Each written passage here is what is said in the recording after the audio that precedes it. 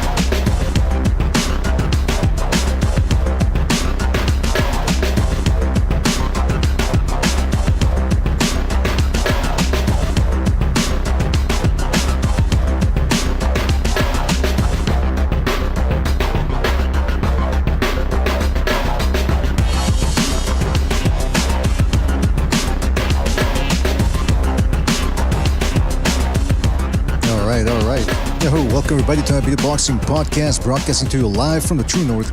It's your good friend Mr. PDA, and I sure am glad.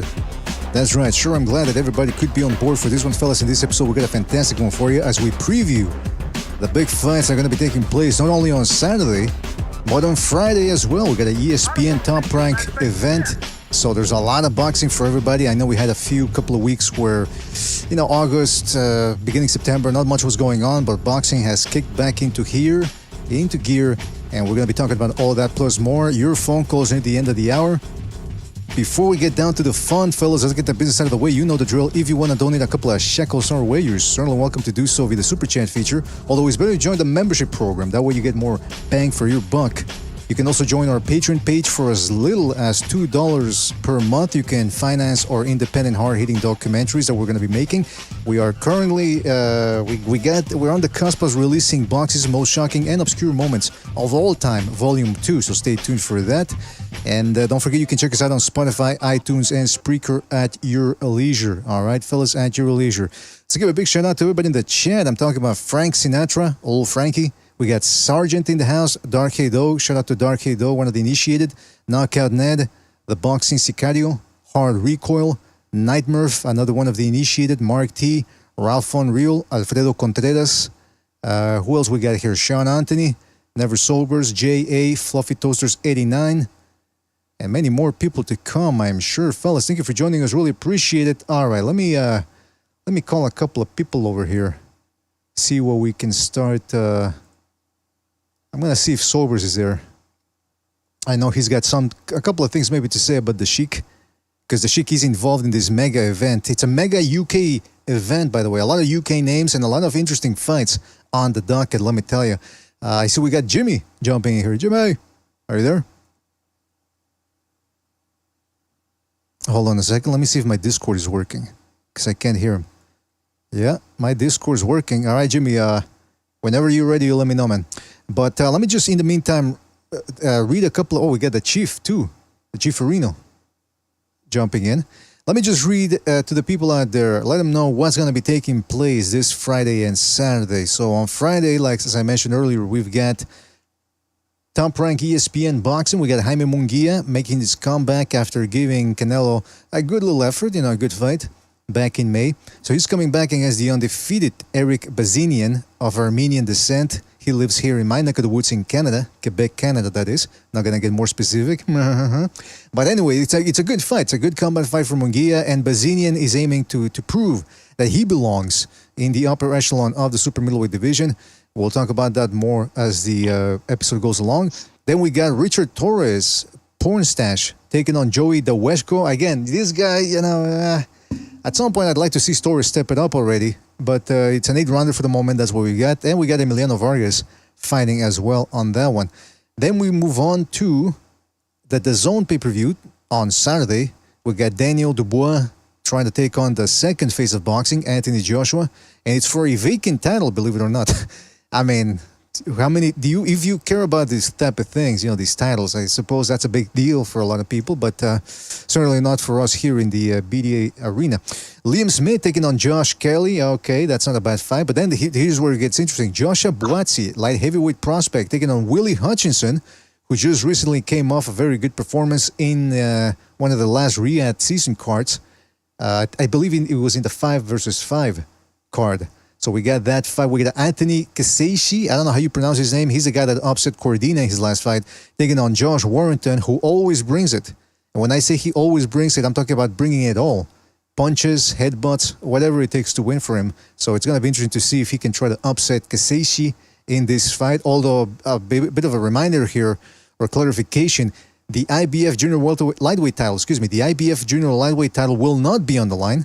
There were some last-minute hijinks going on. The fight will not be sanctioned by the IBF, or rather the title will not be on the line. And then another interesting fight, Hamza Shiraz, who looks sensational in, not upsetting, but dismantling Amo Williams in the last Riyadh season, or one of the last Riyadh season events, the 5 versus 5 one. He's going to be taking on Tyler Denny, who upset another undefeated fighter himself in Felix Cash. So it's a good card, and it's only for $20. $20 only. That's what that's what $20 gets you nowadays with the Sheik in control. So it's going to be interesting to see what happens there. It's going to be very interesting to see. Who else is here? Let me just see. We got, we got Sobers, we got Jimmy, we got Chief. Who wants to go first in regards to the Daniel Dubois versus Anthony Joshua fight?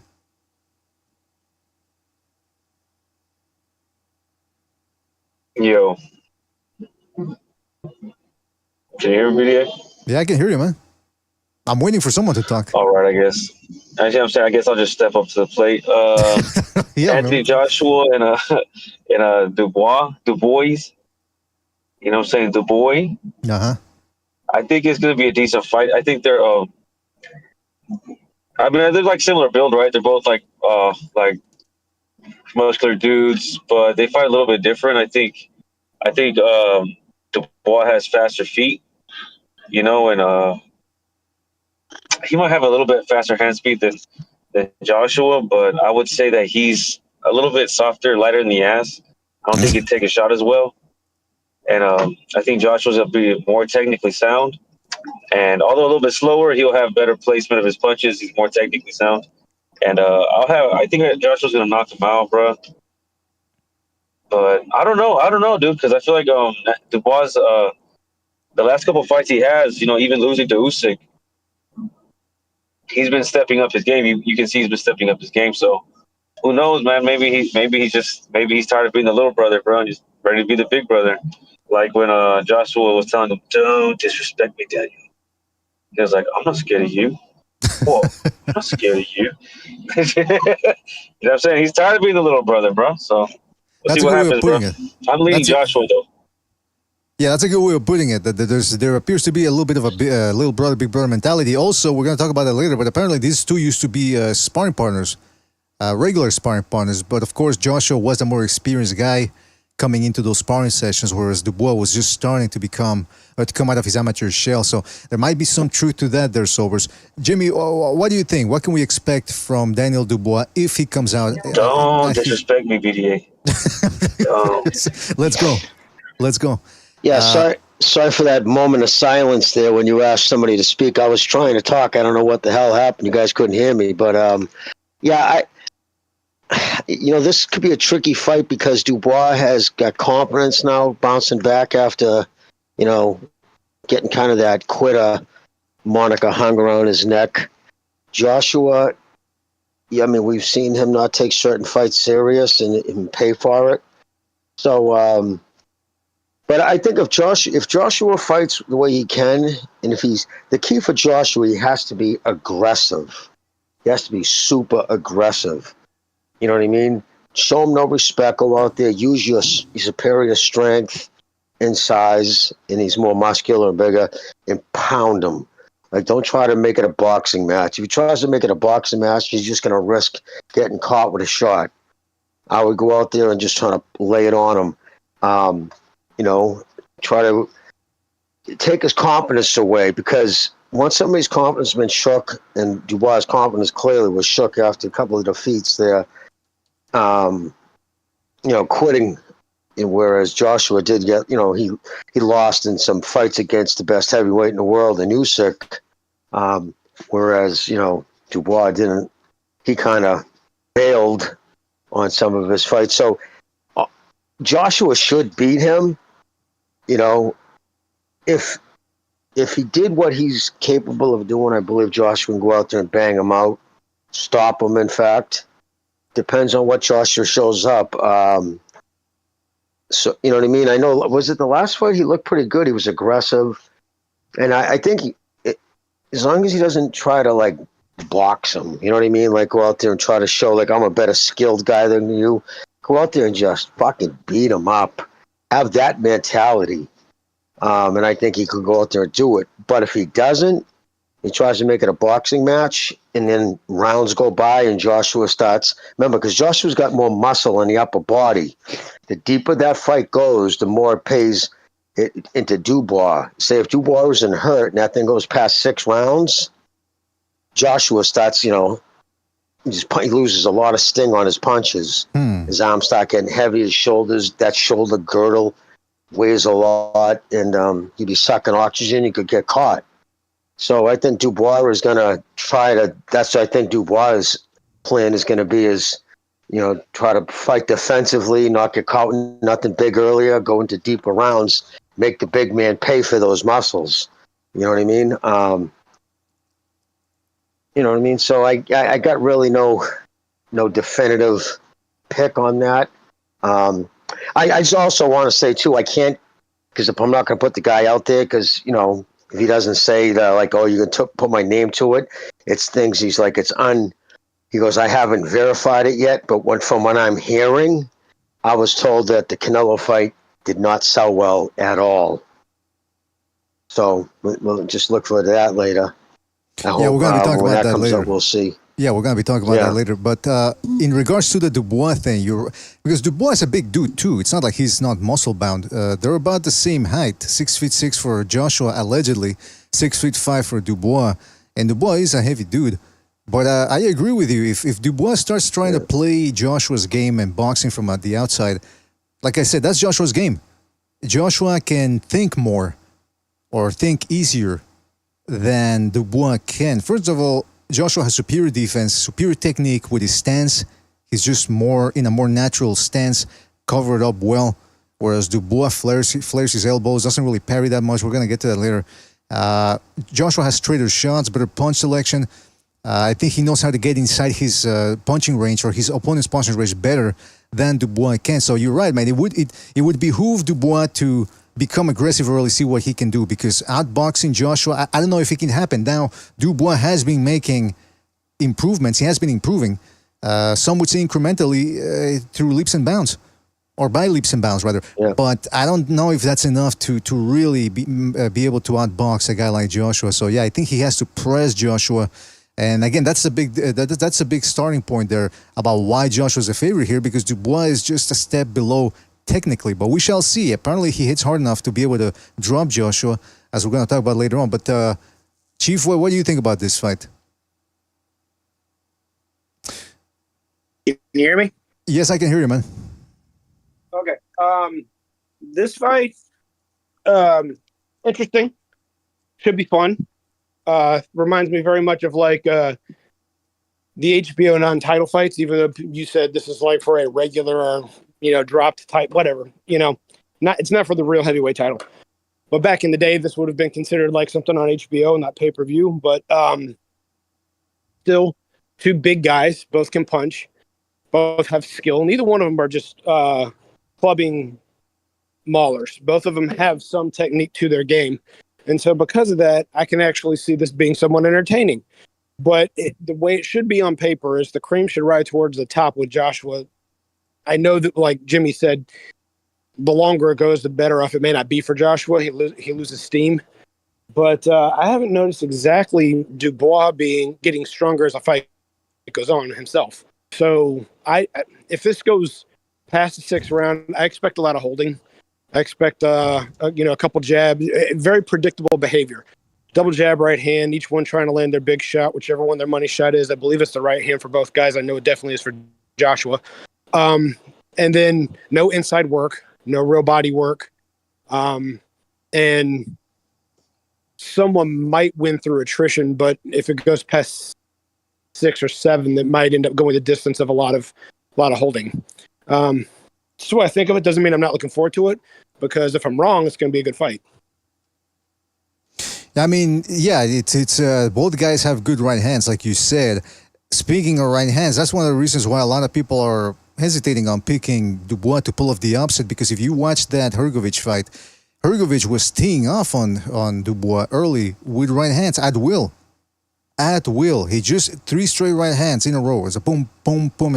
This dude, Dubois wouldn't, okay, if you're getting hit with the right hand, you either pull up your left hand and roll with the shot, or you move your head, or you block the shot. He did none of those things. He would just stand there, jab, his chin untucked, not even protected by the left shoulder, and he would be eating those right hands. And I was surprised that Hrgovic couldn't wear him down, because I thought Hrgovic was going to wear him down. That had been my prediction for that fight. And so Dubois pulled off the upset. Of course, he didn't do it without the help of a couple of veteran tactics, if you know what I mean, with some headbutts there, which I don't think enough people are talking about. But nevertheless, he managed to pull off the upset, so now he has his shot at Joshua. But that lack of defense from Dubois, I'll show you a picture here just to illustrate what I'm talking about. Hold on a second. Let me pull it up on the screen here. There you go. So that's against Joey Joyce. Now, you shall remark, they're not necessarily at punching distance range of each other, but that is essentially the same stance that Dubois has, whether he's outside or in punching range. He keeps his hands under his chin, although against Hrgovic, he did pull him up a little bit more, but he's got his elbows flared. He's not worried about body punches like most heavyweights. And that's it. If he want, his defense is step back or every once in a while move the head. But that's it. He does not have a guard. He doesn't parry shots that well, whereas Joshua does, which allows him to be economical with his energy. And that's why I think he's more relaxed at this point in his career. And let's talk about that. Let's talk about their experience, because Dubois has experience. He's fought Joyce, he's fought Usyk, he fought Jarrell Big Baby Miller, and just recently Hrgovic. Now, in 2 of those fights, he ended up losing and ended up quitting, let's remember, against Joyce and against Usyk, whereas Joshua has fought way more guys. He's fought Joseph Parker, Dylan White, Dominic Brazil, The King, Charles Martin, Usyk twice, Luis twice, Kubrat Pulev, Vladimir Klitschko. I don't know who I'm forgetting over here, but Walini, his before last fight. So he's seen it all too, all sorts of styles. But I can't remember, when's the last time he fought a guy that was as big and 7 years younger, by the way, as Dubois? I'm trying to think, who's the most recently physical guy he's fought? Ngannou? Would you guys go with that? Who would say that the Ngannou win was a decent win? Chief, would you say there's a reason why there's silence right now? Was that? There's a reason why there's silence right now. Yeah, I mean, I don't know, man, but you guys are technical issues. But my point is, oh, by the way, yeah, somebody else is mentioning Povetkin. That was another good win from Anthony Joshua. But now, just because he has more wins than Dubois doesn't mean he's going to win. This is the heavyweight division, and anything can happen. Which brings us to another point here. There are reports, and again, they're just reports. Everyone has a different version of what transpired on that fateful day. But like I mentioned earlier, Joshua and Dubois used to be sparring partners. I think we're talking about like 8 years ago. And some reports claim that Joshua always got the best of Dubois. That's one thing that's for certain across all the different reports, all the different versions. Joshua still always got the best of Dubois. He was quicker, he was more experienced. But however, some people say that Dubois stunned him badly, and some even claim he turned his lights out. Now, Joshua claims that never happened. You know, he never knocked me out. He did admit he was buzzed, but that he was never off his feet. Other people who were there, other British fighters, claimed that they saw the sparring sessions, but that they won't really want to talk about them because, you know, what happens in sparring stays in sparring. So, I mean, guys, what do you think? Does Dubois have a shot at knocking Joshua out? How much of a shot? What does he need to do to get that knockout win? Well, you mentioned something a second ago about how well Joshua can parry. Like I said, he may not have the best footwork, he may not have the best head movement, but he sticks his arms out there almost Foreman-esque to where you've got to get past the end of his glove to get to him. He's not measuring by any means, and he's not flailing his arms, but he'll stick them out and kind of get in the way, and he controls the center when he does that. So when his arms are extended, when you're trying to throw, and his arms are, the elbows only slightly bent, the only way to get around that is with hooks and flailing shots. Well, he can see those coming. And so now he can parry or find a counter and time a counter. That's one thing that Joshua does have. He's not the fastest guy out there, but he's got timing. And what have I said about timing many times on this show? It beats everything. It can beat power and it can beat speed. Mm-hmm. Unless Dubois is really going to suddenly develop a Larry Holmes type jab or even a George Foreman type jab that's just going to throw Joshua's timing off, I don't see a win. Because like you said, you pointed out his stance. His stance is too wide. Joshua's going to control the center, especially with his own jab. And so now that's going to put Dubois going backwards if Joshua's assertively using that jab. Or even if he's going off the back foot and moving around, when he does use the jab, he's going to use it at a time when Dubois overextends or leaves himself open. So it won't just be a pawing jab to set something up. It'll be a shotgun jab that Dubois is going to walk into and step into. It's going to pop his head back a little bit more than normal. And that's going to make him respect Joshua's power and say, let me try something else. Now, as far as the knockout goes, if one comes, it will be when Joshua has to step it up. But like Jimmy said, I think Joshua needs to come out early, use that jab assertively, back Dubois up, make Dubois remember that swollen eye and make him remember that he's theoretically the second or third tier of the heavyweight division. He doesn't belong in the ring with him. And then the doubt comes into mind. Can I pull this off? And whether he gets knocked out or he quits, if Joshua is effective in really owning that fight, I can see Dubois saying, okay, I've gotten better against the B-rate fighters, but there's levels to this game, and I'm not at this level. Yeah, a lot of people have made a lot out of that the fact that Dubois did quit twice. And again, quitting can be a touchy subject in boxing because there is such a thing as quitting. You know, I've said it before. I think Demetrius Andrade quit against David Benavidez. He took 2 rounds that were rough, and he said, that's it, I don't want any more. He imagined that it was never going to stop. Whereas you see a guy like Vozick, Benavidez started off early against Vozick. Vozick stayed in there, didn't panic. And you saw what happened. Benavidez slowed down to the point where he had to come up with excuses afterwards, like, I hurt my hand, I hurt my ribs, I hurt my taint. So what I'm trying to say is you can weather the storm or you can give it a couple of rounds. So there's always that fine line about, well, when does a fighter quit and when is it okay to quit, essentially? Now, Dubois, essentially, correct me if I'm wrong, but did he have a fractured orbital against Joyce? I always forget. I know he had it swollen, and that was a big thing going on. Sobers, do you remember if he... I think his orbital was fractured against Joyce, and I think Billy Joe Saunders called him out on that, called him a coward, and he said, I'd rather die than quit in the ring, and then ended up quitting against Canelo with a fractured orbital. That was the irony of that. Irony. Yeah, irony, of course. But that just goes to the point that, okay, so Dubois, if you get a fractured orbital, it takes a lot of guts to keep on fighting with that injury. I mean, Inoue did it against Donaire, but not everyone's Inoue. Okay, I get it. Israel Vasquez got his nose shattered against Rafael Marquez in 2007. Some people call him a quitter, and they said, well, he ain't winning the rematch because he's always one step away from quitting. Well, it turns out he had good reason to quit because, like I said, his nose was shattered. It was a bag of bones. Could have been dangerous long-term for his career. And in the rematch and in the rubber match, he showed that he was a better man in those fights. So, like I said, it's a fine line. However, we fast forward to the Usyk fight, where Usyk ends up dropping him once and then drops him with a jab. And Dubois, it seemed he wasn't exhausted. At least he didn't look at that way. He wasn't exactly taking that much punishment. His face wasn't busted up. He wasn't reeling across the ring. So you gotta wonder, why did he quit? Did he just hit a wall and said, this is my wall and I can't get over it? It makes you wonder if Joshua can make him do that as well. Because Joshua, I'll say one last thing before anybody wants to jump on. Joshua's power is underrated. I think he hits just as hard. Everyone always talked about how Deontay Wilder had a bigger right hand. I think Joshua's hands are as heavy as Wilder's. It's just that he's not as quick. Therefore, most guys didn't really see the punch. Against Wilder, most guys didn't see the punch coming, whereas with Joshua, a little less quicker, so it took him a bit of longer time to get that punch across. But I think he's just as heavy-handed as Deontay Wilder.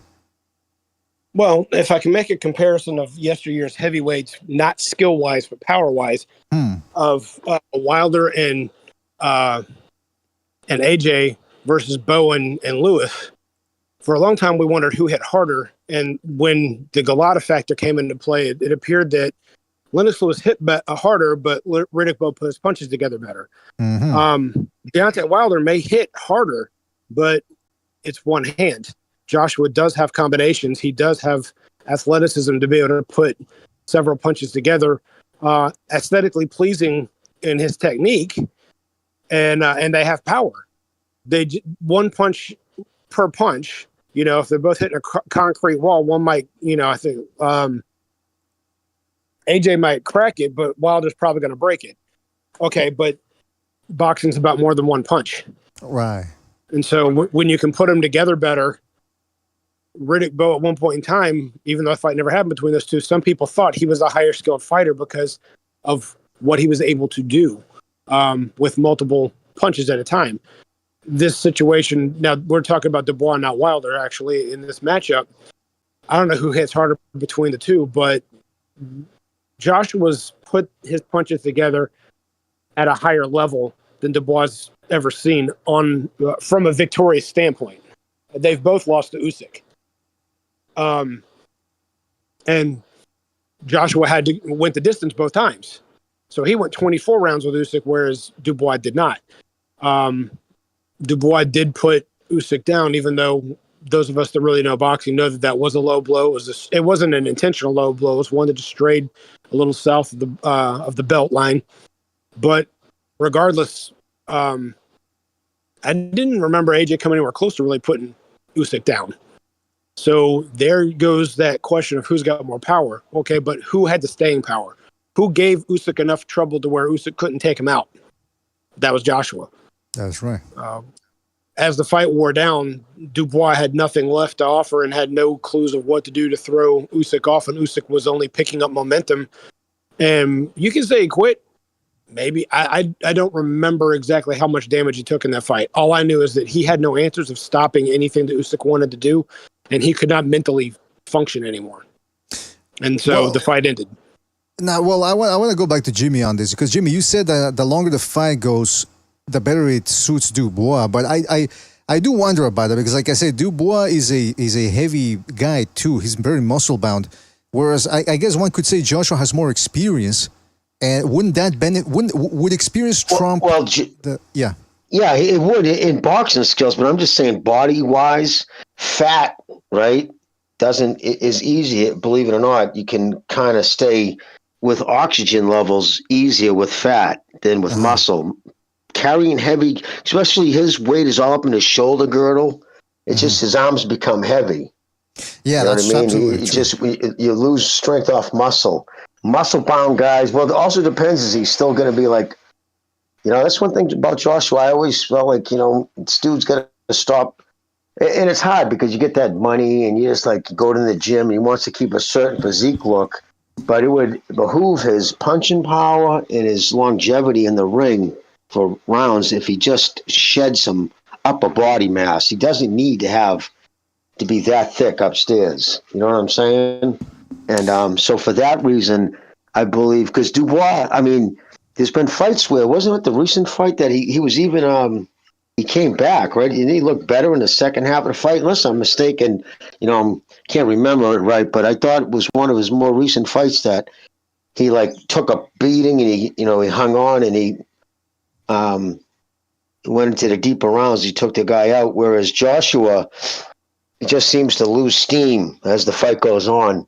Even against Usyk, for instance, you saw Usyk was allowing Joshua to get closer to him, and he was taking more of his bigger shots. You didn't see Joshua really land anything big on Usyk in the first 5 or 6 rounds, because Usyk is a smart enough fighter to know that's when this kid's going to have most of the pop. But in the later rounds, remember, Joshua caught Usyk with some good shots, and I don't remember him even really being buzzed. I think he had him a little dizzy one time, but that's about it.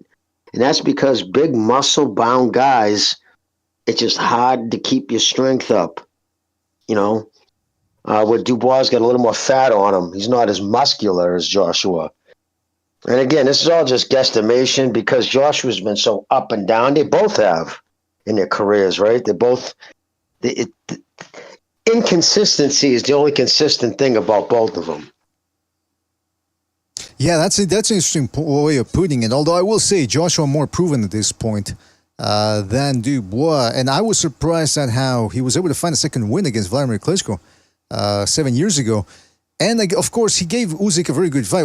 Joshua, you can't, I was reading another article about Dubois, and they're talking about how he's with Don Charles, the trainer, and they brought in another dude specifically to hold the pads and make technical corrections. So they're really trying to make a big deal about Dubois in making improvements and how he's always trying to improve and looking for ways to change up his style. Not necessarily his style, but improve his style. But Joshua has made improvements as well. I mean, you look at the first Usyk fight and then you look at the second one. He fought much better. I thought that was a clear 7 rounds to 5 type of fights, meaning if Joshua maybe would have managed to, just do a little bit more, could have, should have, probably. I don't know. You never know. But the point is, he's a formidable fighter as well, and it is an interesting fight. And like I said, the big story out there on Dubois is that, he's improving, so you never know which version shows up. He also said, by the way, Dubois that is, that he can make Joshua quit. And let's talk about that a little bit. Because there's still some controversy about this amongst boxing fans. Did Joshua quit against Ruiz in the first fight? Somebody tell me. Somebody step up here and tell me. Come on. Chief, Jimmy. I don't believe so. I don't believe he quit. I believe he didn't take the fight serious. I believe he was he did an Instagram shoot or a photo shoot the day before the fight. Those don't take 10 minutes. He had to show up somewhere in New York, I believe it was, and did this big photo shoot. So it's dude, your head clearly, because imagine asking Canelo or somebody who's hey, you want to do a photo shoot the day before a fight? They'd be like, fuck out of here. Your focus should be elsewhere. I think he got clipped, and I don't think he trained serious enough for it, and I think he was sucking oxygen early in that fight. And I don't think he had the legs under him because of the oxygen.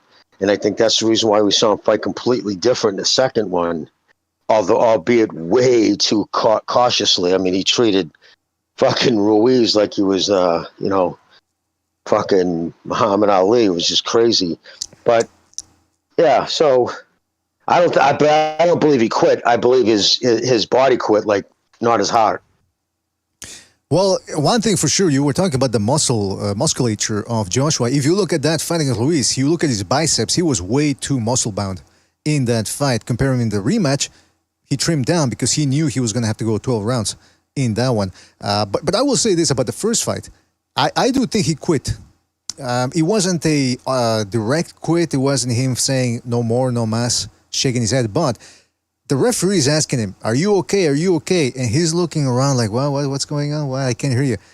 To me, that was his way of saying, because he got dropped 3 times, right, in that last round. I think he was exhausted, and I think he thought, "Well, that's it. I can't summon anything more." He's looking around like, "What's happening?" I think that's exactly right. He knows his body. He knew it wasn't going to get better from there on in. He had no second wind. It was gone. Mm-hmm. Yeah. He just knew he wasn't going to summon, and it was probably going to get worse.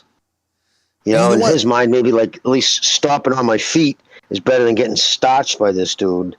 And then there were excuses like, he was too muscle bound. Then there were some people, I don't know if you remember, but the story was that he was looking nervous going into the ring. Joshua Fury picked up on that. He said, he's walking around looking tense, biting on his gum shield.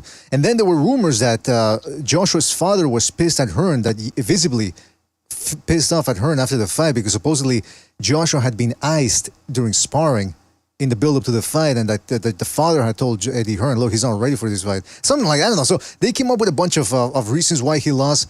I guess they all became moot once the rematch happened and Joshua outboxed him. But still, you got to wonder, there's that possibility that he gets hit with a shot that he doesn't like, or maybe he feels like he can't go on anymore, maybe he quits. I don't know. True. But we'll see, man. No, absolutely. By the way, Joshua says that they asked... What was this, $20? You said $20? It's only 20 buckaroos. Yeah, 20 buckaroos. By the way, they're saying that... some people are saying that Joshua looks, for this build, he looks tense. Which, I don't know. Everyone's a psychologist all of a sudden when they were watching the build-up to a fight or the open workouts. It is interesting, though. Like I said, Dubois says that he can make Joshua quit. Then they asked Joshua, how are you feeling? Are you feeling... any emotions? He says, no, I don't feel any emotions about this fight, which is, I don't know. I think he's overreaching a little bit. It's like, no, I don't feel, it's like when guys say, I have no fear. It's like, come on. All boxers have fears in going into a fight. They just canalize it differently.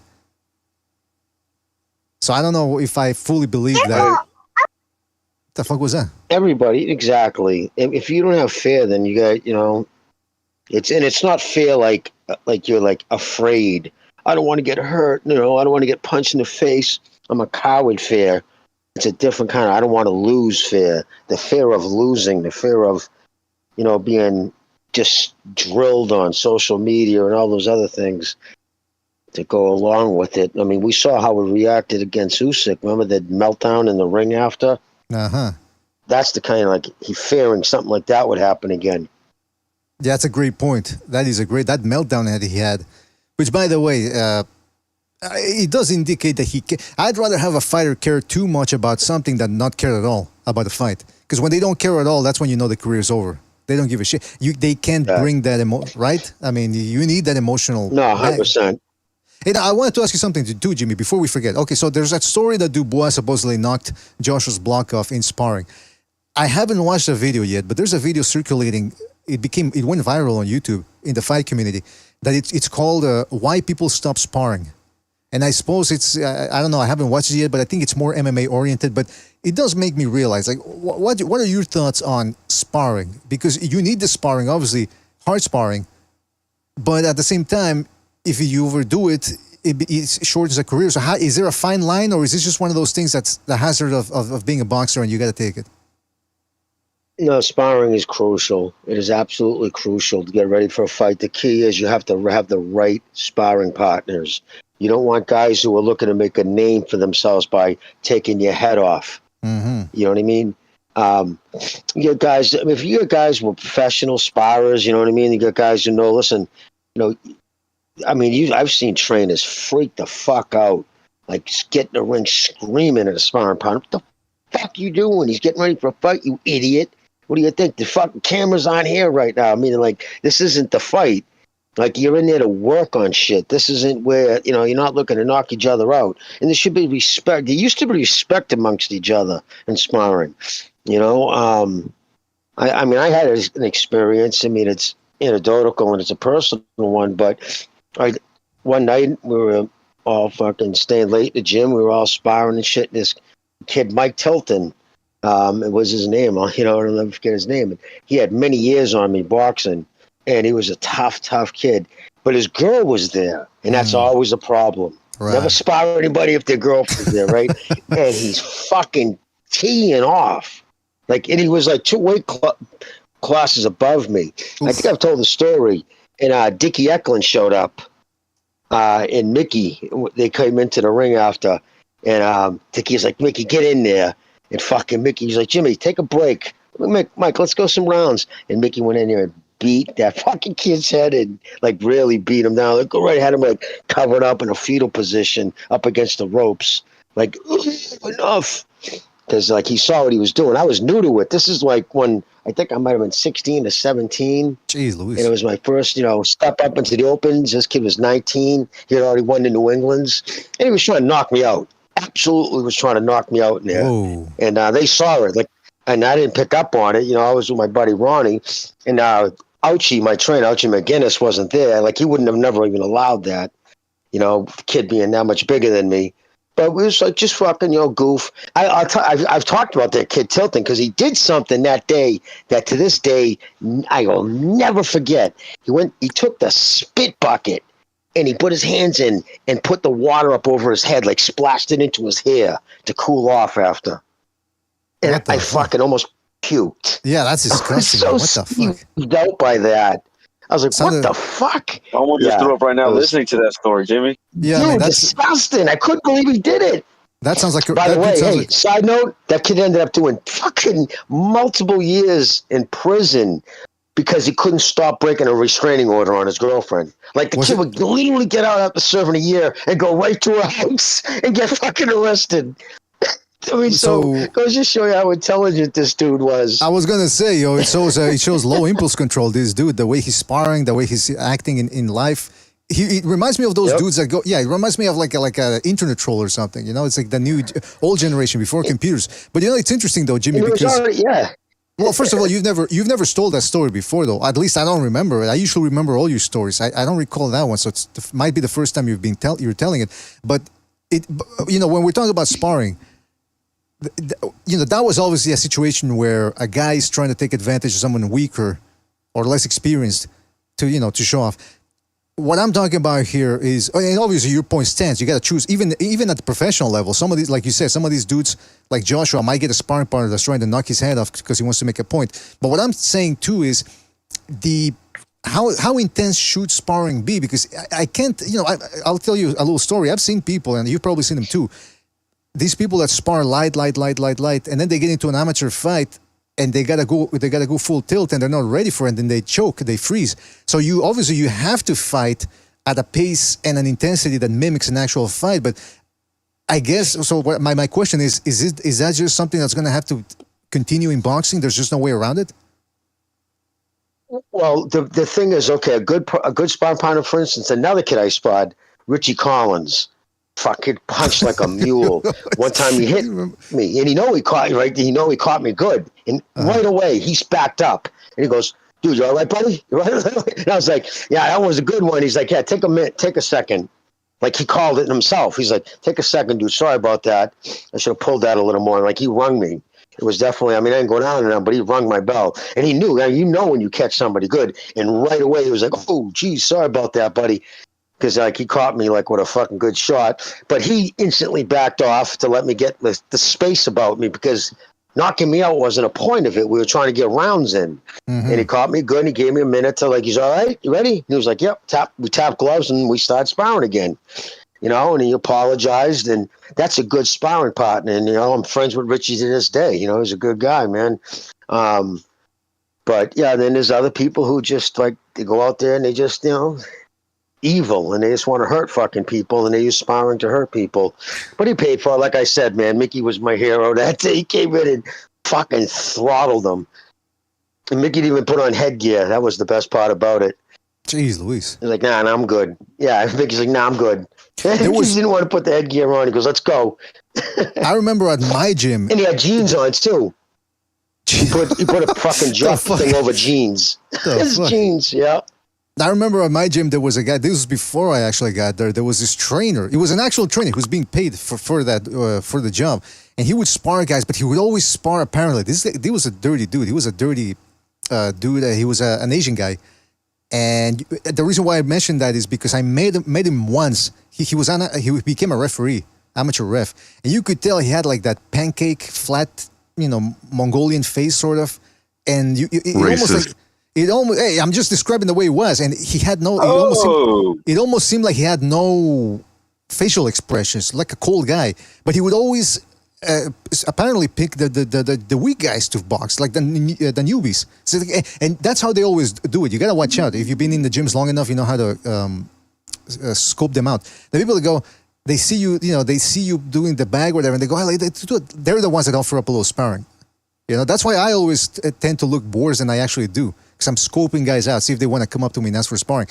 That's what that guy would do. He would ask people for sparring, and he would always, he was a trainer, so he would just spar the weaker guy. So one day, he's beating up this other dude, and one of the trainers who was there, another dude, he puts his gear on and tells the other dude in between rounds, the weaker guy, he goes, hey, jump off, I'm coming in. He just jumped in. He didn't let the other guy know he was going to spar, because he wanted to teach the other trainer a lesson. And like, similar to Jimmy's story, there was a point where he cornered him and kept him in the corner for like a good, I think the whole round. That's the story that I heard.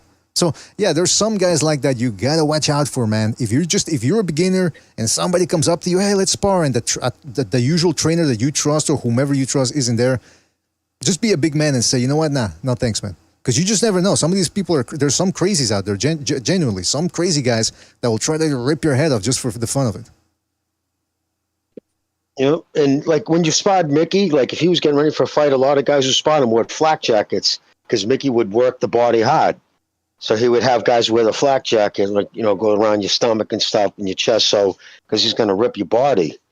And like he had me fucking more than once, and I'd have a flak jacket. We had big mitten gloves on. He'd still catch me, and you're like, it's terrible feeling, but he'd rip your body. And that's what he did to Mike that day. He kept whacking Mike's body till Mike finally, all right. But that kid was 19 years old, and he was already punchy. So really, so yeah. What the fuck? He was already punchy when he talked. Yeah. He did the stutter thing, and you know what I'm saying. And he had that nasally punch, like he's been punched. Oh yeah, no, he was already punched. He was sparring. He was fighting his whole life. Hey, by the way, Quentin Lassiter says BDA is telling us what he does. I don't do that. I don't go picking on weaker people at the gym. What's the matter with you? Mr. BDA doesn't play that way. I'm not a nut job. There's a lot of nut jobs out there. I think he's on to you. No. But, geez, Luis. And I'll tell you a thing about Mickey, too. He always likes sparring guys in bigger weight classes.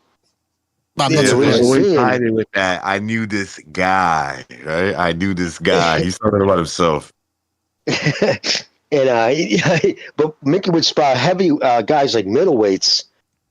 He was a junior welterweight, 140, but he would spar middleweights. In fact, he sparred Marvin Hagler's brother, Robbie Sims, and literally made him shit his drawers. Wait a minute. Literally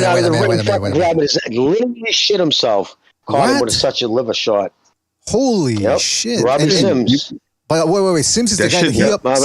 Sims is the guy that upset Roberto Duran. So at what time are we talking about here? What, like when Sims was in his prime, post prime? Like what are we talking about? No, yeah. Well, this is back in the 80s. No, I think he had just turned pro.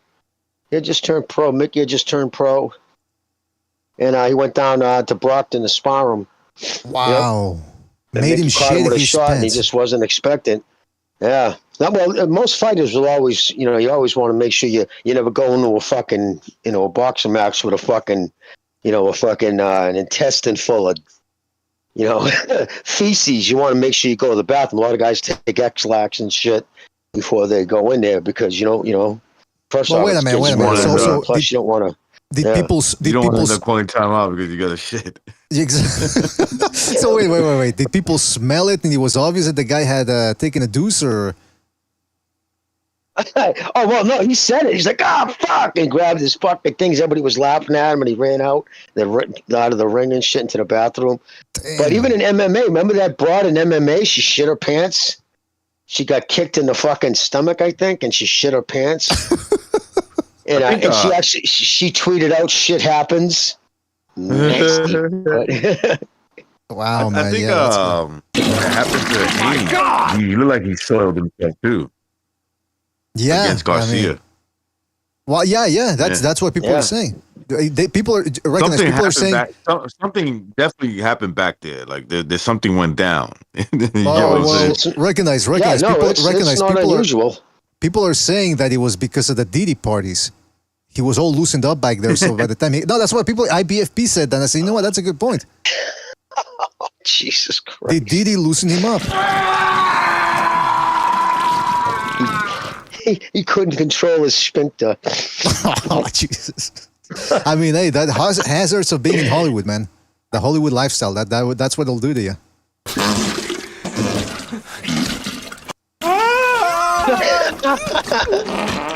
Yeah, like you don't want to go having fucking Bubba Ganoush and a bunch of Indian food, right? No. The night before you fight. What's going on? What's going on here? I don't know who. Somebody's playing sound effects. By the way, fellas, don't forget to hit the like. It really helps us out, all right, fellas? Otherwise, whoever's playing those sound effects will continue to play those sound effects if you don't hit the like. All right, help us out here. All right, so there you go. So you got some sparring stories, and there's just not getting around it. You got to spar in order to get ready for a fight.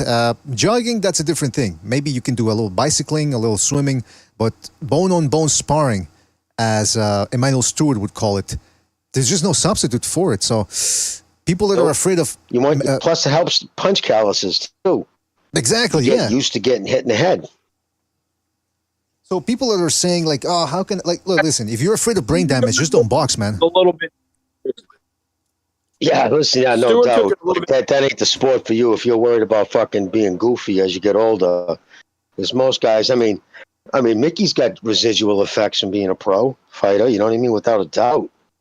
Were you the one that probably said taking years off his life? Were you the one that said that 3 out of 7 days a week he's got headaches? Or who said that? Oh, yeah, no, he gets some severe headaches now. Jeez Louise. Real bad migraines. I don't know if he's got him beaten, but it was a couple of years after his last fight. I remember once he got up off the couch real quick and he fucking fell back down. I was like, whoa. Sometimes, like, you ever get up too quick, you get blood rushes. Right. I mean, it's inevitable. I mean, his brain was swollen. You guys all saw the fucking Gotti fight. You saw the shots he was taking. I mean, human body's not meant to get punched in the head like that, to take hits in the head like that. You know, you can only take so many of those, and you're going to have residual effects later in life. That's right. You know? I remember watching Mickey Ward. He was attending a fight. Like, he was watching, and he hadn't boxed for a couple of years. When I saw that, I felt immediate sympathy because I know he doesn't give a fuck. He's just like, hey, it's part of the fight game. But I was like, yo, this fucking dude, bro, he was just a machine. Bro, I just want to fight like that. I want to fight in the center of the ring. Whatever happens, happens. Yeah, that's how. I mean, the guy took no tough prisoners. as nails. His thing was always, his motto was, they're going to be faster than me. They can be better boxers than me, but they're not going to out-condition me. Meaning, like, he'll always be the better conditioned athlete. And that's for Marvin Hagler. Passed that on to him when he was young. Marvin told him, fucking road work. Always have the best lungs, man. And he ran religiously. And he still, to this day, does marathons. To this day. In fact, he ran with Marvin Hagler a few days before he died, or I don't know if it was a few days before he died, but he was up at the last Hall of Fame induction before Marvin died. And they do an 11K road race there, and Mickey ran with him. They ran side by side. They ran it together. So yeah, to this day, he still does marathons. You need boxing that experience. Go ahead, B. No, go ahead, man. Go ahead. I was just gonna say, in boxing, experience teaches you how to deal with big punches, but the key, a lot of people are like, oh, that guy has a great chin. What you're really giving him attributes for is that he's got great condition. Yeah, that's what usually allows him to keep fighting. Yeah, he's got great condition. 100%. Yeah, absolutely, man. That's, some guys, they can take punishment. Like you said, they're conditioned because they've been sparring, they're in shape. They have the lung capacity to be able to throw shots immediately, because if you don't punch back, a guy will just continue to tee off on you. You need to be able to absorb the shot and then punch back. And not for nothing, but being punched is a shock for a lot of people. A lot of people, they stop breathing when they're blocking a shot, they're taking a shot. So that's another part of being experienced, is being able to know how to take a punch, either rolling with it, but also being relaxed when you're taking the shot. So it's boxing is it's easy. It's easy, but it's complex. Let's just put it that way, if that makes any sense. Speaking of that, and Arturo Gotti was like that too in his younger days. He was in great condition. He knew that's the reason why that first fight they had. And I'll never, remember when Arturo was holding his fucking arm to his body, like his body, he took one more body shot and it was done. Mickey just couldn't land a good one, but he come back and it was just amazing. Like, remember Lampley, they could stop it at any time now because they were just, it was crazy. They were still both standing there fucking, and right as the bell rang, you see Mickey just take a huge, take like a deep breath, like, fuck me. I can't believe they did that 3 times. I mean, for Mickey Ward, the second fight, he got his eardrum busted from a big right hand early in the fight. In the second round. I don't know how he continued. Round. Yeah, I don't know how he continued. Yeah, when Gotti knocked him down, he lost his equilibrium. He lost a what? And to tell people what that's like is if, like, imagine standing on a boat, like, and it's like hitting big waves. Like you go to walk and all of a sudden you start falling sideways. You start the floor is going tilting on you. Like you just can't keep equilibrium. And he's still hung in there through 12. But he's always been like that. Broken hands. He just never stops. I want to address something really quick, especially in regards to those two. I see all sorts of people of different ethnicities, particular one that will over compliment someone like Haney, or there's this Cuban amateur right now that fights with his hands down, does a lot of good head movement, but he wings his wild punches from the outside as, oh, this is classic boxing. If you don't like this, go watch those bums, Arturo Gotti and Mickey Ward. I get pissed off when ignorant people say that. Because they have they're fans of a certain style and they're the ones that really don't understand the sweet science of boxing, because there's sweet science of fancy fleet foot and everything else. And there's also toughness and grit. And you have to have that, even if you can do that fancy science stuff. You have to have that to be a fighter. And some people demonstrate it better than others. And nobody in my era of my age group did it better than Arturo Gotti and Mickey Ward. And in that fight, by the way, Mickey had his hands up high, was using a very good jab, working the body. These are boxing skills, you ignoramuses that don't understand this. And Gotti was on his feet, boxing off the back foot, using a jab and throwing combinations. What part of that is not skill? And if you can't answer that, don't waste my time talking to me, because you're not even a boxing fan. You're just a hype job that doesn't even understand fighting. These two men were courageous and tough, and they gave everything for our entertainment and pleasure. And to try and call them bums because they don't fight the way you like to see, you're just an ignorant, immature, like, I don't even have the words. Okay, I'm done. Thank you. I hope Chief doesn't own firearms. I hope Chief doesn't own firearms. I hope Chief doesn't own firearms, because it sounds like that subject that will really set him off. And, maybe we will see him one day. I do. Being hauled over by the police with his shirt showing his belly, like the guy that tried to shoot Trump. I mean, you never know. That's how Chief ends up in the newspaper one day. But hopefully not. And well, Mickey fought a kid like that, a great, a pure boxer, like with some punch and power. I think his name was Green, and he was, pegged to be the next, hot shot at 140. And Mickey was down on all 3 cards, like wide in some cases. I think 2 of the cards wide, but just outgritted him. Just out fucking the guy just fucking I think it was in the 12th round. Finally, just barraged him, and the ref jumped in and stopped it. And Green and his father both came into Mickey's locker room after, and they just told him, like, man, I've never hit somebody so hard so often, man. I don't know how the fuck you kept coming. Like Reggie Green wasn't a big puncher, but he was a good boxer, and he was a very good he was a sharp guy. And he kept setting counters up for Mickey all night long. But like you said, Mickey just kept coming.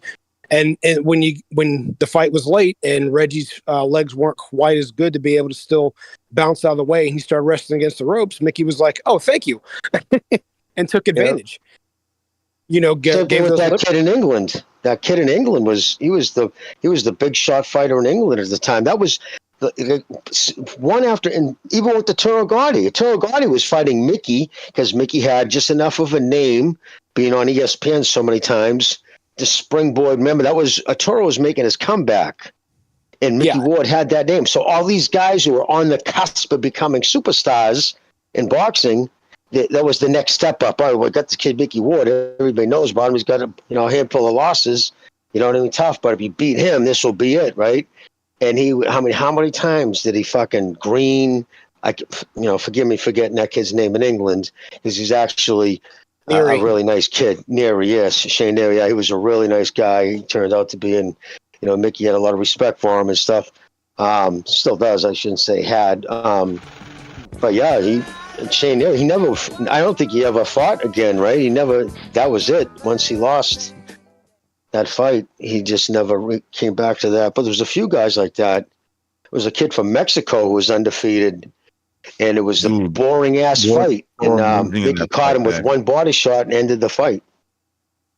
Yeah, Mickey Ward was amazing in that Neary fight, man. That was like fucking amazing. It's an underrated fight. With bottles too, recognize at the end, man. Those British fans kept hit him with bottles. No, you know what it was? I had a feeling he was gonna get him. But then it comes into fruition. I was like, I'm probably just wishing a little bit that that's what happens. But then it started happening. I was like, oh, fuck, he's going to knock him out. He took some wicked body shots in that fight. Ward did. You have to wonder how he would take. He would take flush. That's what I'm saying. I remember but he took flush shots from fucking fallacious body shots. But he took flush shots from Gotti too, and Gotti was a bigger puncher than Neary, and Ward just took him. You're thinking, how the fuck is he taking those bodies? It's because he's not even blocking them. He would hold his guard up high to block the headshots, but he would take he would give away the body shots. You're thinking, what the hell is this guy made of? The sit-ups, man, I'm telling you, the weighted sit-ups, hanging upside down. He would have those boots on with the heels. He'd hang from a bar. That was Mickey's thing, man, weighted sit-ups. He did sit-ups and sit-ups and sit-ups and crunches and twists with the fucking broomstick. Yeah, his abs were so thick, and his obliques were so thick. You know what I mean? He was a strong... I'm going to tell you that I think that when he fought... Gotti the first time, I think if you really look at Gotti was a little bit shocked that he was landing those big punches that he was landing that usually ends the fight, and he says, "This motherfucker's still here like this. This is crazy." Like he had that look in his face, like this is insane. Yeah, he called him Michael Myers. Remember after the fight, he's like, it's like Michael Myers, man. He just fucking never stops coming. You know what it was, Jimmy? You could read it in his facial reaction in the fight. Like, no way. Like, he had that, fucking way he's still standing. Well, if you remember, at 140 or below, Gotti was, when he wanted to box, he could box well, but he was a big puncher. What happened in his fights with Robinson at 135 was he was killing himself to make 135. When he really sat down on those punches in both fights, he hurt Robinson with almost every punch he landed clean. And he missed a lot of shots. That's what hurt him. He wasn't using his jab. Paulie Malignaggi actually said something that made sense one time about how Gotti was fighting out of a crouch, and it makes it hard to close the distance when you fight low. And so when Gotti was fighting low to get underneath Robinson's jab, he couldn't close the distance to do counter punches. That's why he swung from the outside and missed so many times. But Gotti went on record saying beforehand, post-fight, of course, that if he knew that from watching Mickey Ward, that if the two of them ever fight, it was going to be huge because he knew Mickey was tough enough to take his shots. But Gotti probably still believed, I'll get a late round knockout. And when it didn't happen, like Recognize said, it was like, how is this guy still? Why am I the one on the receiving end of the beating here? I've been beating him for 5 straight rounds. What's going on here, man? Yeah, those two guys were made. If my power betrayed me, or I just met my match, Those two guys were made for each other, that's for sure. By the way, I want to remind people to please hit that like. It really helps us out. I've just opened up the phone lines in case anybody wants to call in and they have any thoughts about the fights that are going to be taking place this Friday and Saturday. And speaking of the fights taking place this Friday, that's right, Friday, somebody in the chat, Pugilist Sign, shout out to Pugilist Sign, says, who wins Munguia versus Bazinyan this Friday? Is this too dangerous of a fight for Jaime after the Canelo beating? That is a good question. I was over at the Frank Bay's show yesterday, and I asked him, because a lot of people are saying the same thing. They're saying, well, after this fight, after the Canelo fight, can Munguia improve? Because some people say that being going 12 rounds with Canelo is going to have made him improve. And I don't know. It remains to be seen. This is the fight that will let us know because, Chief, all right, man, take it easy, man. Thanks for being on, man. But yeah, this is the fight that's going to let us know what Munguia has left and whether he can actually improve. He's back with Eric Morales, and Bazinyan maybe people aren't familiar. Maybe people on this panel might not be familiar with the dude, but he's from my neck of the woods here. I saw him fight in the amateurs, and he was a high-level amateur here, or at least for by Canadian standards. And he's 29. He's actually older, believe it or not. That Munguia, he has less experience. He's got they managed to do something here in Canada that's really unheard of. They got him a whole bunch of fights. What's his record again? Hold on, let me just check his record. He's got 23 wins. There you go. So I mean he just turned pro. Oh no, wait a minute. What am I talking about? 23 fights. He turned pro in 2013. No, he's been pro for 10 years. See, that's the problem with Canada, man. With Canadian boxing, some of these guys, they just get him in there, and then they get him a big fight, and then they just feed him to a guy. I don't know if that's what they're doing here with Bazinyan. I don't know much about that guy. Well, in his last fight, I don't know much about him, but I will say this. Yeah, I think Munguia should be better from the Canelo fight. If you look at that Canelo fight, he did good. He just lost because Canelo's better fighter at this point of his career.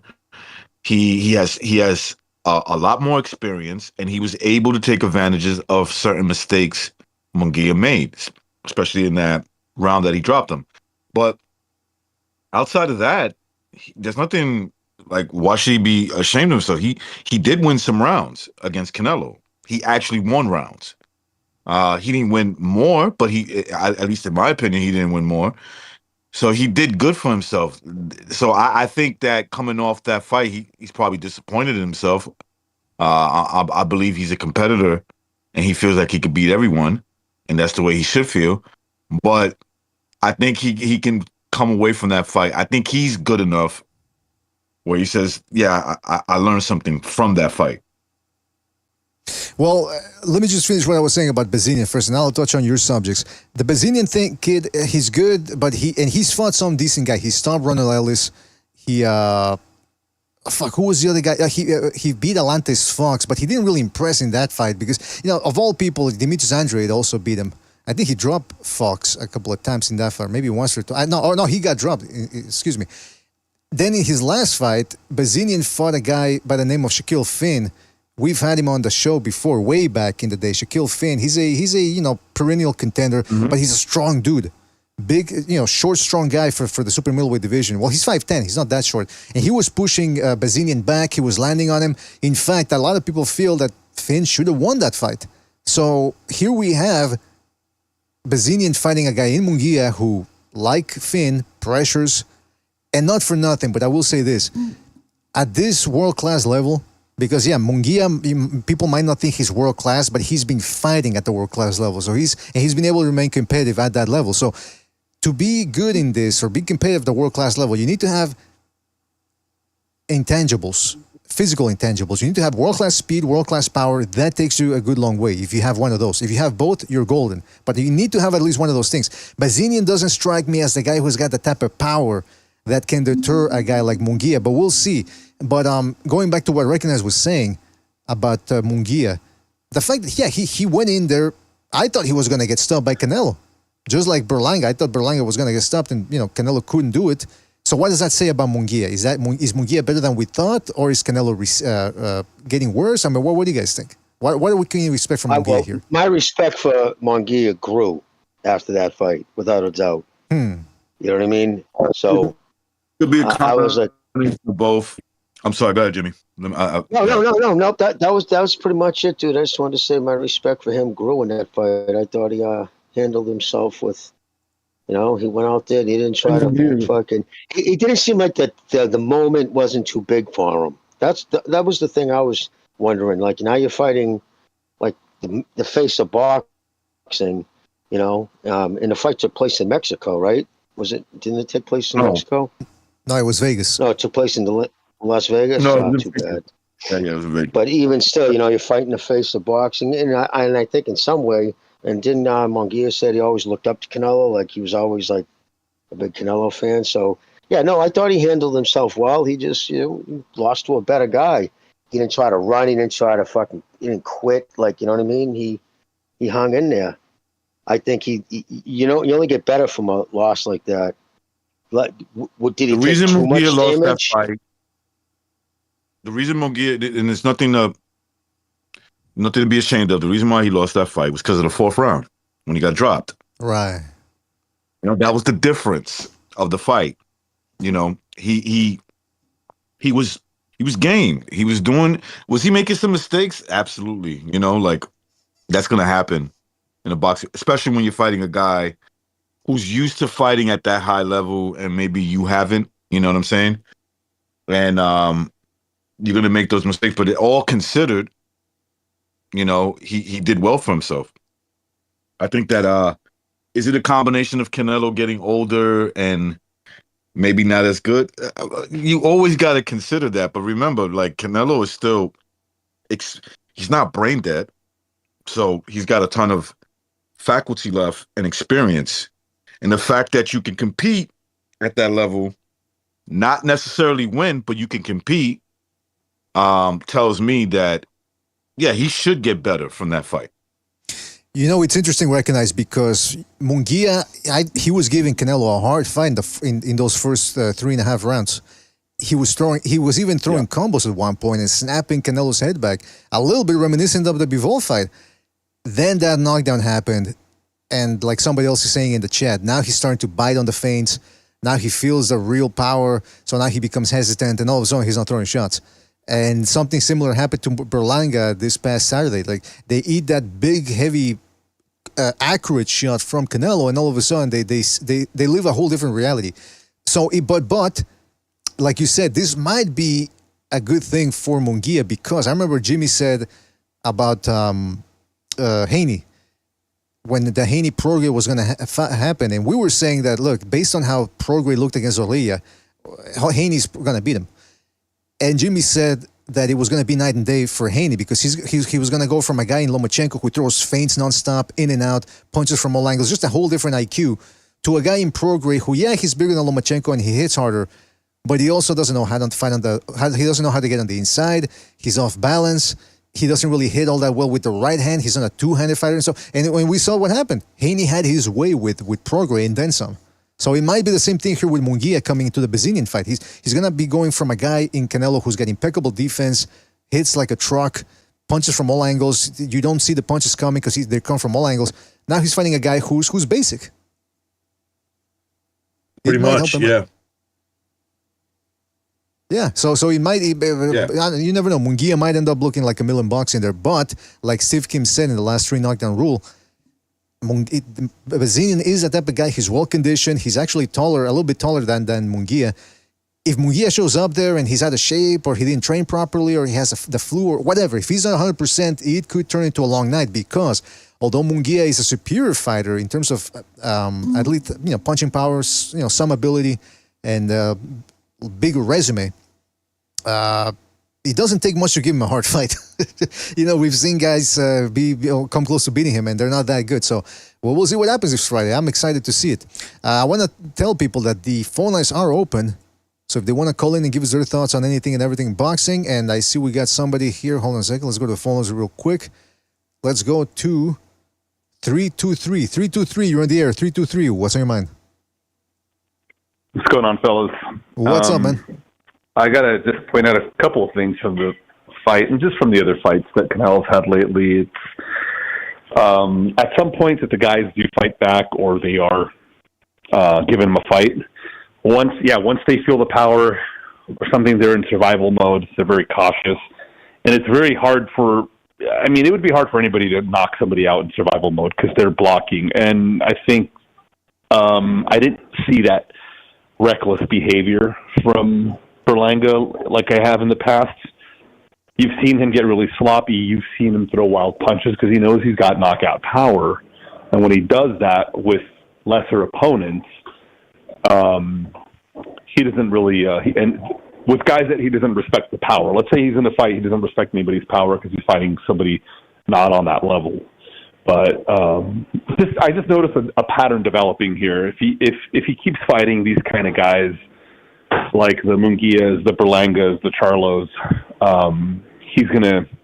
this is what we're gonna get. We're not gonna get knockouts. The fight's gonna go the distance, and it's not a knock on him. I mean, it is difficult for a fighter to get a knockout against a guy that's covering up, that's on the back foot, running away.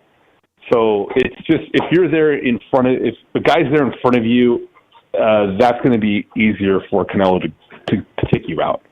But at this point, I don't know who it is that would probably stand in front of him and take those shots. I would say it may be in Billy. It's not going to be Chris Eubank Jr. I mean, I hear that fight's going to be next.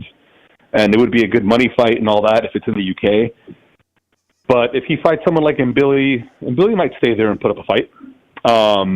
Risk getting knocked out, for sure, because that's what happens if you start exchanging. Canelo will still get the better of the exchanges on the inside. It's just that experience, you know. So if you notice that he made a couple of adjustments with Berlanga, even Berlanga had his guard up. He was being very defensive, so it was really hard to get, catch him off guard or get really good, like clean power shots. And it seemed like Canelo just kind of gave up on the jab. That was kind of odd. I mean, he does have a decent jab when he sticks with it. So I don't know, you guys. I think we're just going to get more of the same if he fights the same caliber of fighter. So we'll see. I definitely don't see him beating Bivol if they fight again, especially at a heavier weight. His legs don't look the same. I mean, he was missing a lot of shots. He's past it. So we'll see what happens. Anyway, all right. Take care. All right, take it easy, Don Madrazos. Thank you for your call, man. Call back next time. Yeah. All right, that was Don Madrazos right there. Oh, yeah, so let's get into that. Jimmy, you mentioned the Canelo numbers. You said that they underperformed? Is that what you heard? Jimmy. Well, okay, so Jimmy... Yes, that's what I'm hearing. I'm hearing that it's not that great. They didn't do that great, which isn't surprising. I mean, come on. He was fighting fucking Bumlanger. I mean, Jesus Christ. I mean, that's worse than... That's like Yildirim level. And I think it pissed a lot of people off that it was a pay-per-view. Never mind the fucking undercard was historically horrible. You know what I mean? So, was it worth $100? Put it this way. Not. What was the Vegas odds? I think the Vegas odds going into that fight. I think it was 18 to 1. What, 19 to 1? 18 or 19, that's something insane. Like that. 18 to 1 in a fucking pay-per-view. That's criminal. Yeah. You know what I mean? That's criminal. So basically Berlanga had zero chance of winning that fight. He wasn't going to outbox him. He wasn't going to stop Canelo with that fucking gallon neck. I mean, he took Triple G's right hand. He was rocked once in the 10th round, like legitimately rocked. But because of conditioning and just being tough as nails, he came back in the 11th. And that's when I realized how tough Canelo was. Like, I always knew he could take a punch, but that's when I realized, like, wow, this kid is tough too. Like, he comes back and fucking, yeah, so zero chance. Like, who wants to buy a pay-per-view? It was a glorified sparring. It was a sparring session without headgear. That's all that was. Berlanga had no chance of winning that fight, and the undercard sucked. The only thing was going to come down to this: does Canelo have enough of a fan base who are willing just to pay $100 just to watch him? Yeah, I mean that's a big question. He has enough. Yeah. Well, I mean, not even Mayweather and Pacquiao at some point when people wanted them to fight each other and they weren't, and they chose instead to fight, like, Mayweather would fight Maidana twice, and Pacquiao would fight Chris Algieri and Bradley, and those pay-per-views started to underperform. So those two guys finally said, "All right, I guess we got to fight each other now because we ain't getting paid." But it's interesting though, because people in the chat and on Twitter, I saw that earlier. Earlier this week, there were reports that supposedly the pay-per-view that Canelo Berlanga one did $750,000, which I couldn't believe. Now they're saying that it was $650,000. But again, usually when we hear people saying sources say, it comes from people like Dan Rayfield or Coppinger or, those stooges. I'm not even hearing that from them. I'm hearing that from some random Twitter guys. So I don't know if that's true or not. I don't know. Maybe people are... If somebody's leaking those fake numbers, why would they leak them knowing that eventually another so-called source is going to come out and say what Jimmy said, which is that no, they underperformed? I don't know, man. I don't know who to trust at this point. It would have to be the Zone themselves. I mean, excuse me, PBC and the Zone. They both co-televise that one. Come out and say, look, this is what it did. But they never do, especially the PBC. So I don't know, man. I guess we're going to have to speculate. Yeah, the PBC just doesn't. Yeah, they never. They leak their numbers through, media who are willing to do it, show media. Like, all right, for instance, Steven Espinoza, he blew up Dan Raphael's credibility. Dan Raphael said, for the people who, keep asking, and he put down he went back over and he did Davis's, Gervonta Davis's fights, last 5 pay-per-view numbers. Mm-hmm. And he was over by at least 100,000 by everyone. In fact, other than with Garcia, which did 1 million, his other 5 pay-per-views, only one did over 200,000. That was against the fucking special needs kid. The rest all did under 100,000 per fucking Steven Espinoza. Because he said, well, we're not at 2 yet, but it's going to be his second biggest behind Rolly. So just do the math. If it's not at 2, but yet it's going to be the second biggest behind Rolly, that means none of the others hit 200,000. Exactly. Which completely backs up what people like Glazier was saying.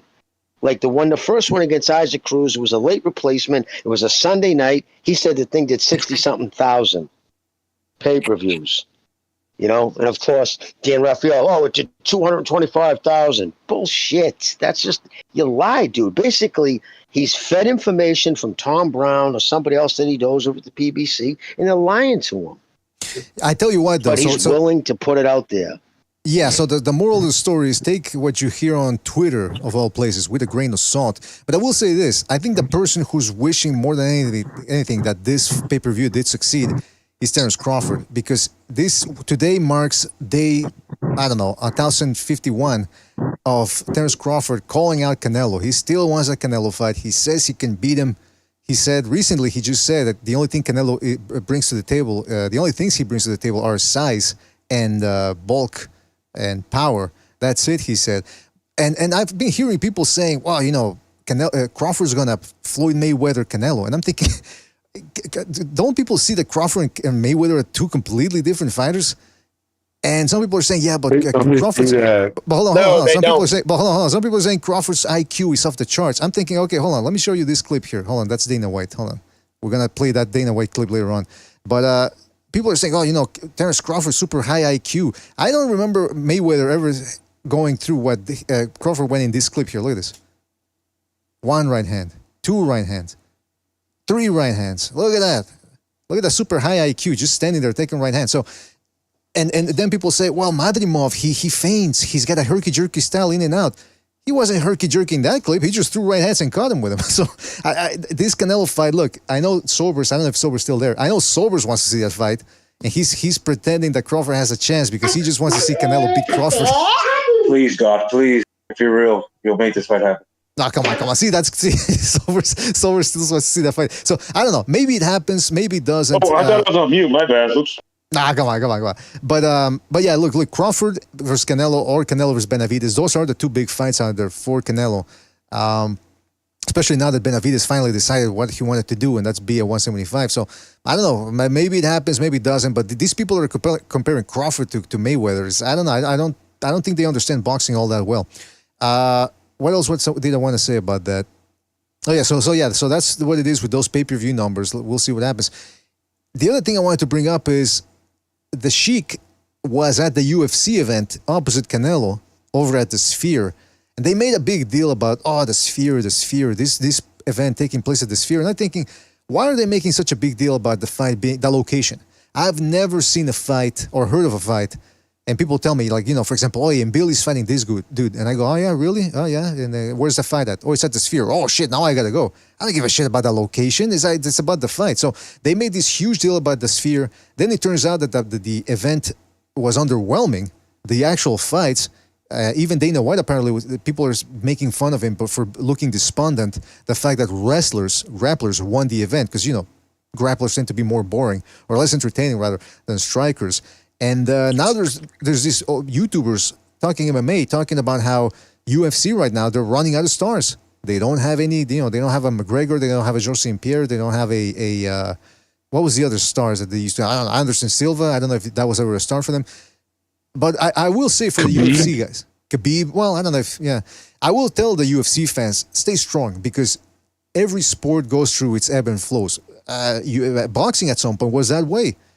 Every time a Leonard retires or a Tyson retires or De La Hoya retires, there's a buffer period where you go, well, what's going to happen? You know, the sport needs to restructure, but there's always somebody that comes next. And I think it's going to be the same thing with the UFC. There's going to be another star come out of nowhere. But that being said, that the event was underwhelming apparently. And now I see this video here on Twitter of Dana White. Well, I'll let you be a witness to it. And do not forget, Joshua versus Dubois is live Saturday from Wembley on DAZN. And do not forget, Joshua versus Dubois is live Saturday from Wembley on DAZN. All right, first of all, where is he? He looks like he looks like, why is he in a war room with a map in the back? He's in front of a map like he's in a war room or something. Why is he shouting? And is it me or does he look that's like... what I'm saying. Like, why is he shouting like that? Does it look like his hands are... I think turkey sandwich is behind the video. Right, that's what I was thinking. Why is he, first of all, why is he propping up boxing? And why does it look like his hands are bound? Is it me or does it look like his hands are bound? Like he was kidnapped and he was forced to do that fucking that little promo. It looks like it looks like an ISIS video from the early 2010s. I think he's trying to suck up to the Turk right now before they cut my head off. Come get me. He's probably trying to suck up. He's probably trying to suck up to the Turk to get the Turk to stop, getting involved in MMA. Start throwing some of that, money at the MMA guys. Because you're right. Right now, they are. They're kind of at a standstill. Like a lot of their, like, Izzy lost again. Lost to the South African who wasn't as popular. No, the heyday of Ronda Rousey and McGregor back in 2016, it's been they haven't come close to that since. And you think by now they would have had somebody. They've had their spurts before. Right. You're right. Someone should have. Well, okay, so you can't just be a fighter in any combat sport. You have to have charisma. And they haven't. You can fight like the best there was. I mean, but you have to have charisma. You have to have a selling ability, something that attracts people that want to see you. Ronda Rousey, for a fighter, was a cute girl. People rallied around that. McGregor had a mouth. People rallied around that. I forgot his name, but the Brazilian guy that BDA mentioned a little bit ago, he didn't have a whole lot of charisma as far as selling because he didn't speak a lot of English, but he could fight, and people wanted to watch that. And then before that, you had your Tito Ortiz's and that group of that whole era of quote unquote original stars when Dana White took over. But they had droughts in between each one of these. They're at another drought right now because they're waiting for a skilled kid that's actually got some personality to sell. It'll come around, but it's going to take a while. Yeah, exactly. They were hoping that kid Sean O'Malley could come, right? But he got wrestle fucked, so he's out of the picture now. What happened with O'Malley? He just got held down, basically, and dominated. It looked like a fight from 2007, to be honest. Well, he lost? Yeah, he lost like every round. He got dominated. The only thing I know about that event, the only thing I know about that event was, did you guys see that girl? I don't know nothing about this fucking MMA shit, but there was a chick that it was all over Twitter. It looked like she got her forehead split open. Oh yeah, I saw that I saw somebody posted the pics on Discord. Yeah, it was worse than the Badu Jack they were saying. That was Irene Aldana, and she's an Aztec queen. Okay, there you go, the Aztec queen. The worst cut in UFC history. A Mexican woman went through 3 rounds with that shit, a round and a half, I think. How did that happen? Was that from a headbutt, an elbow? What happened? It was an accidental headbutt. Okay. Damn. Because I was gonna say one thing. Look, I'm not the biggest MMA fan anymore. I used to watch it more back when I had more time back in the day. I will say that I think Pride FC had the right idea when they banned elbows. Because the elbow, what happens in the UFC? Oh, the guy takes the other dude down, one elbow, boom, splits the whole face open, fights over, and it ruins careers too because it creates a lot of scar tissue, and that opens up easily later on. So I think they should. Yeah, look, we all know elbowing is a fantastic weapon. Use it in the streets if you have to. If you ever get in a combat situation. But in combat sports, I think they should take it away. What do you guys think? 100%. It's the hardest bone in your body. It's vicious. It's one of the things that turned me off about MMA. Watching guys dropping elbows on a guy on his back, just drilling elbows down in their face. It's just like, Jesus Christ. That was one of the reasons yet kicking a downed opponent. It just doesn't look good for the public. And that's the reason why it was at one point only one state was allowing the MMA. Almost died because of that. They knew they had to clean up, and one of them was getting rid of elbowing people, directly dropping elbows in people's faces on the ground. Yeah, man, it's very dangerous. Or is it yeah.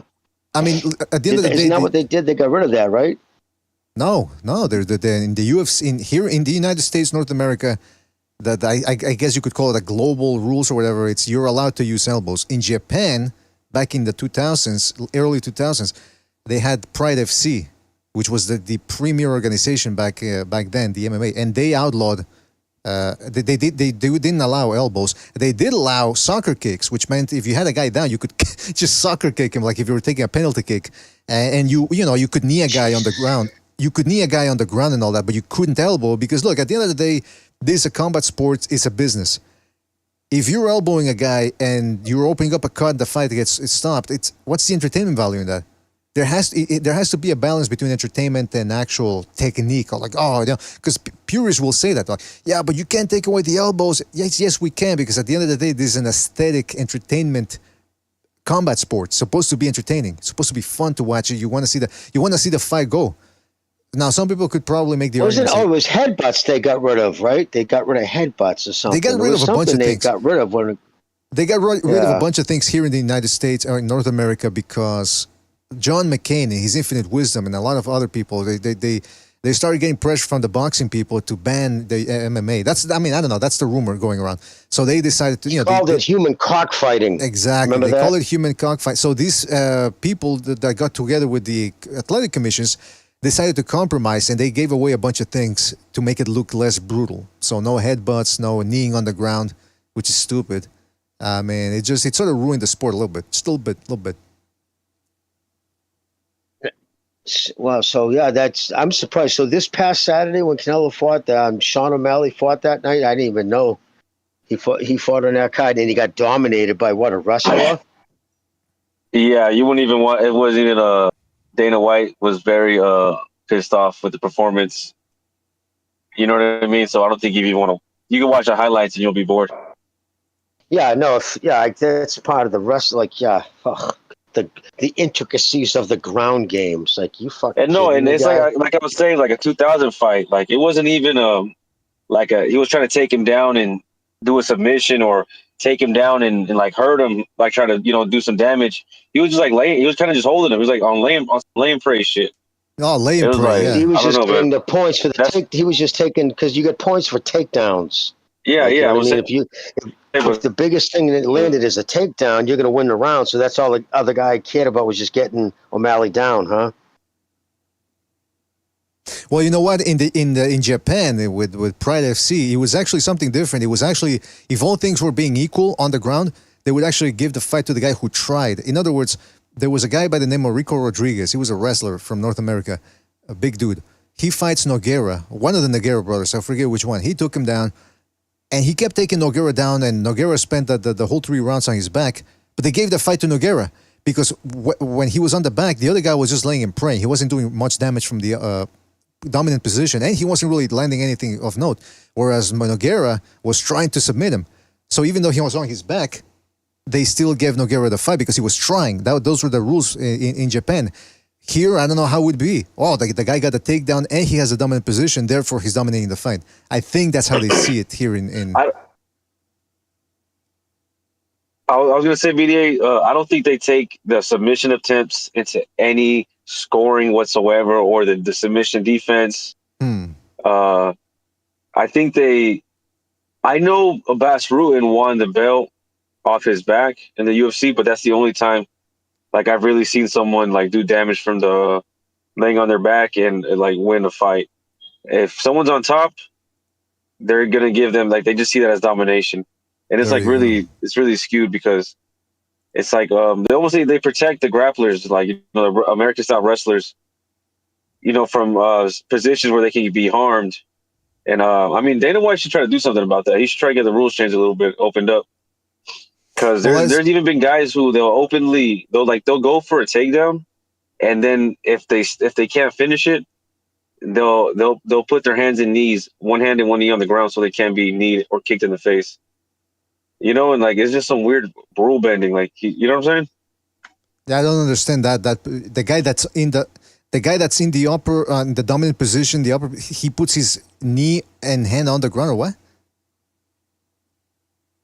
No, like say I went for your legs and you kind of pushed me down, right? And you're gonna knee. I'm kind of stand up. Oh, I get what you're saying. Put your palm and your knee on the ground to make it look like you're a ground opponent. You know?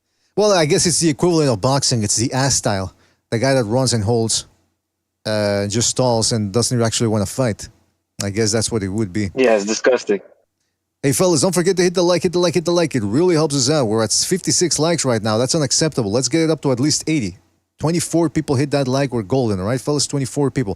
Let's go to the phone lines here. Let's go to 979. 979, you're on the air. 979, what's on your mind? Hey, how's it going, BDA?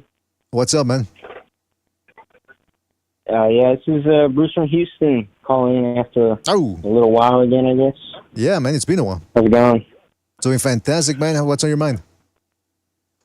Yeah, man, I heard y'all talking about those, like the MMA rules and shit, or like the UFC. and someone mentioned how if a guy has his fingers touching the canvas and shit, he can't get kneed in the face, right? Like they can like cheese that to like not get kneed. I saw a report that apparently the UFC is going to outlaw that shit, like starting in October, to where if you're touching, I think they said in October or November, they're going to change the rule to where if your fingers are touching the canvas, you can still knee a guy in the face. Huh. Or something like that. Whoa. There should also be a lot of kicking in the I don't know. Fucking Dana White's getting real pissed off. All these wrestlers are making this shit boring. Because there was that other fight in the UK where that one wrestler dude just went in there and manhandled that British guy, Edwards or whatever, for like 5 rounds, and Dana was so pissed off, like, he took away that bonus shit. Like, he went back to decrease their winning bonuses now because he thought they were so shit, even though they don't really even make as much, which is kind of fucking crazy. Yeah, but I mean, then you have people like the purists, like Joe Rogan. He goes, "Oh, why are they standing them up? Why are they standing them up?" I was like, well, if a guy's just laying and praying, you got to stand him up. What's the point of keeping a guy down if you're not doing anything? And I guess the argument is, well, he hasn't done anything yet, but you should be able to make a determination of the amount of time a guy's allowed to just lay and pray. It's almost like in boxing too, when people say, well, clinching is legal. No, it's not really, man. I mean, boxing fans know when too much clinching is too much clinching. And I think the same thing should be done in the MMA. I think if the fans know when a guy is laying and praying, then the referee should know too, and he should just stand him up. Well, BDA, like you were saying, how you brought up pride, that when these guys were stalling too much and it was obvious to the referee, they could give them a yellow card and then a red card, and they would actually start deducting pay from their checks for not fighting. I remember that right there could be a step in the right direction too. But what the caller said is good. I like that. Bruce, any thoughts on that? Yeah, I wouldn't mind talking about the AJ fight on the weekend. Sure. Go ahead, man. Yeah. So I just saw some rumors. Apparently, like, dude fired his coach or some shit, like on Fight Week or something like that. What? Something about, like, I was seeing on Twitter, there was some report saying that Dubois got rid of one of his coaches, like, in Fight Week. I don't know if he did it this week or maybe it was just a few weeks ago and people just started noticing, but I forgot his name. But it was one of his coaches, and they said that they're not seeing him, like, they got let go of the team and shit. I don't know. But I think AJ is just going to knock him out in like 8 rounds, honestly. Yeah. I think everyone's everyone who has like high hopes for Dubois are the people who think that he should have beaten Usyk for that low blow. Like that's like the only thing people go back on when it comes to Dubois. He's a good fighter, don't get me wrong, but yeah, there's levels, man. AJ's gonna make him look like fucking Ngannou, and they're just a fucking jab to the body and set up the right hand, and I think Dubois not gonna know what to do. Imagine, the Dubois, man, he can't do worse than Ngannou. If he falls in the first round, it's gonna be a bad look for him. That means Ngannou went longer than he did. That would be bad news for him. All right, well, Bruce, man, we're gonna move on here, but thank you for your call and call back next time, right, man? Take it easy out there. All righty, man. Thank you. Take it easy, man. Take it easy. Yeah, man, he can't do worse than Ngannou, man. By the way, we're at 61 likes, man. Come on, 29 people hit that like and we're golden, man. 29 people hit that like. Let's get it up to, no, excuse me, what am I talking about? 19 people, that's it. Just 19 people hit that like, we'll get to 80. Come on, what are you waiting for? Takes 2 seconds to do. Do it. Hey, by the way, I just noticed that Munguia, this is his third fight. This Friday is going to be his third fight of the year, which seems like a lot now compared to a lot of these guys. He fought in January when he took on John Ryder. Then he fought in May against Canelo. Now he's fighting in September. If all goes well for him, if it's easy or whatever, he could get a fourth fight. He could squeeze in a third fight. Same thing with Canelo. There were rumors that he would probably get a December fight. I don't understand why I'm going to check out the record, but why aren't these guys fighting anymore, man? Are we running out of TV dates or what's going on? They're getting overpaid. I think so, yeah. It's just, it's a money deal. They just don't have the money to put up for these fights. Canelo it behooves him to fight more often. We saw it at 168. He was at his best when he fought those 4 fights in 1 year, 1 calendar year. He was sharp. You guys seen, by the way, speaking of Canelo's opponents, pictures of Billy Joe Fat Boy lately? Holy mother of God. Got to be like 210, 220. Jeez Louise, yeah, I mean, that dude let himself go. More than that. Yeah, man, probably, right? Yeah, big. He's going to come back, though. Yeah, he's going to go. The only way... He's looking like John Candy. Oh, come on. Oh, man. Yeah, I suspect the same thing would have happened to Demetrius Andrade if he would have gotten that Canelo payday. He would have lost, and then he would just disappeared. Kind of the way he's disappeared now after the Benavidez fight. But by the way, I was talking about the activity, right? The activity of today's fighters. Check this out. Keyshawn Davis, who's one of America's great hopes for boxing. One of the hopefuls. Post-pandemic, he fought 4 times in 2021. Okay. 4 times in 1 year. 2022, 3 times. 2023, 3 times. So far, he's fought 2 times, twice, and he's only fought twice, and he's going to get a fight in November. So that's going to be 3 fights. He has 11 fights total. He has less than 20 fights. It used to be back in the day when you start out your career, they get you 4 or 5 fights per year. Now the most these guys are getting is 3 fights per year. Are these guys going to be able to develop properly? Just 3 fights per year? No. Nope. Jimmy's been saying this for a long time already.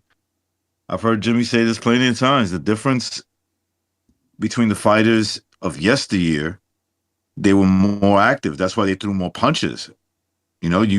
Boxing used to be scored on the guy who brought the fight more, where it's the opposite now. But in reality, the development is pretty mediocre.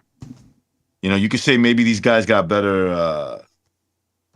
They got better spurts when it comes to skills for like the first, let's say 5 rounds. Then after that, you can see there's no conditioning, there's no rhythm. They're not having many fights. How can you continue to grow when you have limited amount of real fights in the ring, where a guy's trying to win like you? Yeah, when 2 guys are matched very closely, ring generalship is a big scoring criteria. Yeah. But nowadays, you have such one-way fights that it isn't. It's become almost a second an afterthought because they're just, 18-1 odds. But back in the day, guys were fought competitively. They would match competitively. When 2 guys are very closely matched, ring generalship, the guy who forced the fight, would usually win. Hey, not enough people are hitting the like, just like not enough of these young guys are getting fights. So I don't know. I guess we're gonna have to leave right off the bat, man. Man, people don't want us to stay on the air, man. It's a shame, but it is what it is, man. 80 likes, that's all we asked for. I mean, 13 more likes to get to 80. It's not happening. But I will say this. Mason, Top Rank's other big prospect. I guess there's a lot of rumblings. He's pissed. He wants to fight like every 3 months. He stays in fighting shape all the time. Just there's no fights there for him. You know, Jimmy, there used to be a time.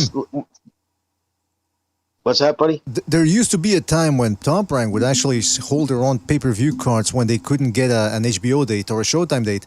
I remember when Kelly Pavlik and Cotto were coming back off their losses. Cotto coming back from his loss against Margarito and Pavlik coming off a loss for Hopkins.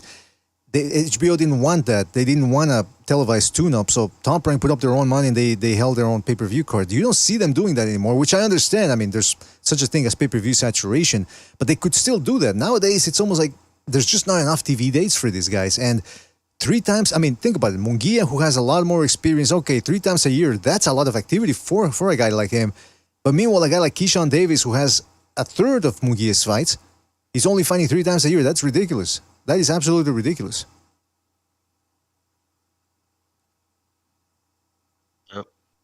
Speaking of inactivity, the other thing that happens with inactivity is like a guy like Tank Davis, for example, in 2016 or 17, I want to say, he fought once, then he had a big old gap, and then he fought, I think, another time, and then he injured himself, so he only had 2 fights, or only 1 fight, I think, that year, because of the injury. The same thing with Shakur Stevenson. Shakur Stevenson's been fighting twice a year lately, as if he's some big shot guy, pay-per-view guy. But then what happened this year? He had 1 fight, which wasn't that long ago, it was in the summer. Then they had him pegged for a fall fight, but then he gets injured, so now he only gets 1 fight. If he would have been managed, if his promoters, because I don't think it's necessarily his fault, but if his promoters would have managed to get him 2 fights, once in the beginning of the year, then in the summer, then maybe 1 in the fall or winter, that's how it should work. But these guys, you only get 1 shot early in the year, then a second shot. But what happens if you get injured? Then you only fought once. Joe Galati, I bet you he's pumped that he left Top Rank, huh? Things are working out wonderfully for him since he became a free agent. Well, I mean... Fucking idiot. I mean, the injury thing, I don't know. Some people were also saying that he might have microfractures on his hand. That's why he's getting injured so often. But like we talked about in the last episode, I think it's just technique.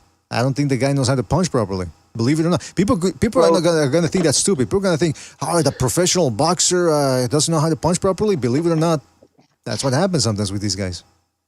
Some guys slap their punches, and then go get the operation. Go get the fucking, like what Mickey had. They shave a piece of your shin off, and then they fuse it over the back of your hand to strengthen up your fist. There you go. I don't crazy shit. Yeah, my hands are strong enough all the time. I think the doctor said they're too strong, but that's just me. But I'm saying, even if I didn't have strong hands, I would still have to learn. I would still have to learn how to punch properly, because you don't want to injure your hands and you want to inflict as much damage as possible. But these guys, they get away with it. Why do they get away with it? Because, well, you look at Shakur Stevenson's career. What has his career always been at the amateur level, at the professional level? Hit and get away as quickly as possible. So he's not committing properly. He's not punching properly. He's just punching as quickly as he can to score a point and get the hell out of dodge. So now that he's trying to dig down and fight and punch, he doesn't know how to, and he's busting his hands up.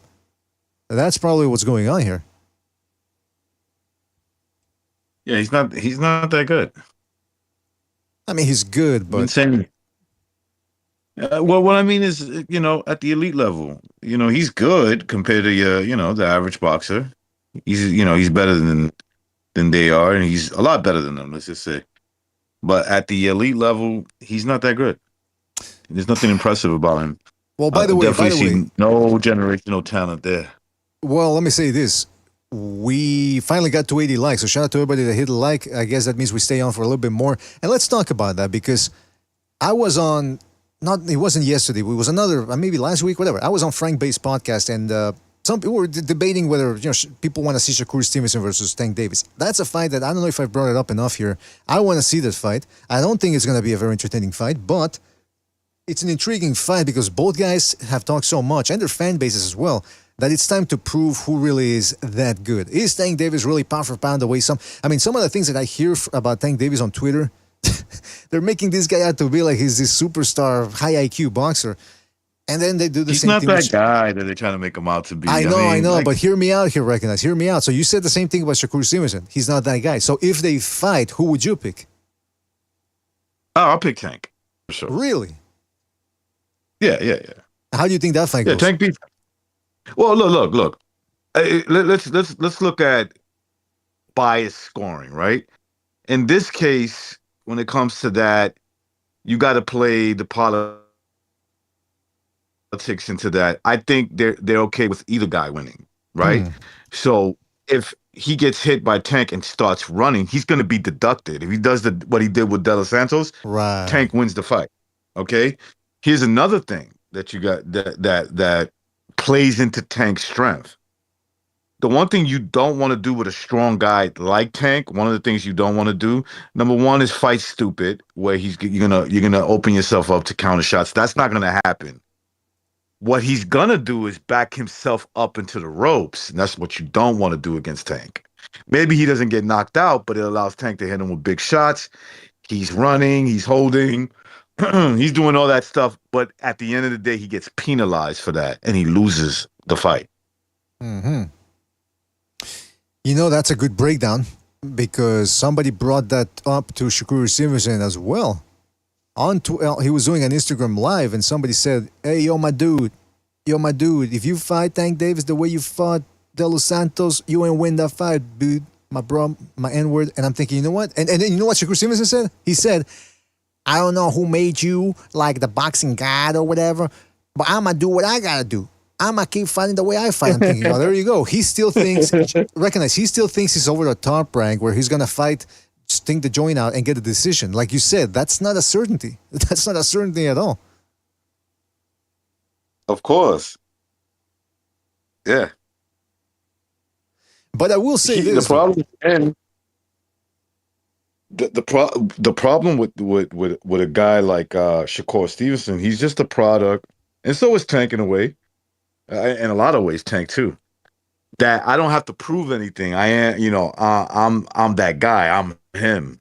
Like the young guys like to say, I'm him. I mean, or like you like to say, Nah, come on, I don't like saying it. But and so he comes from that. He comes from that background.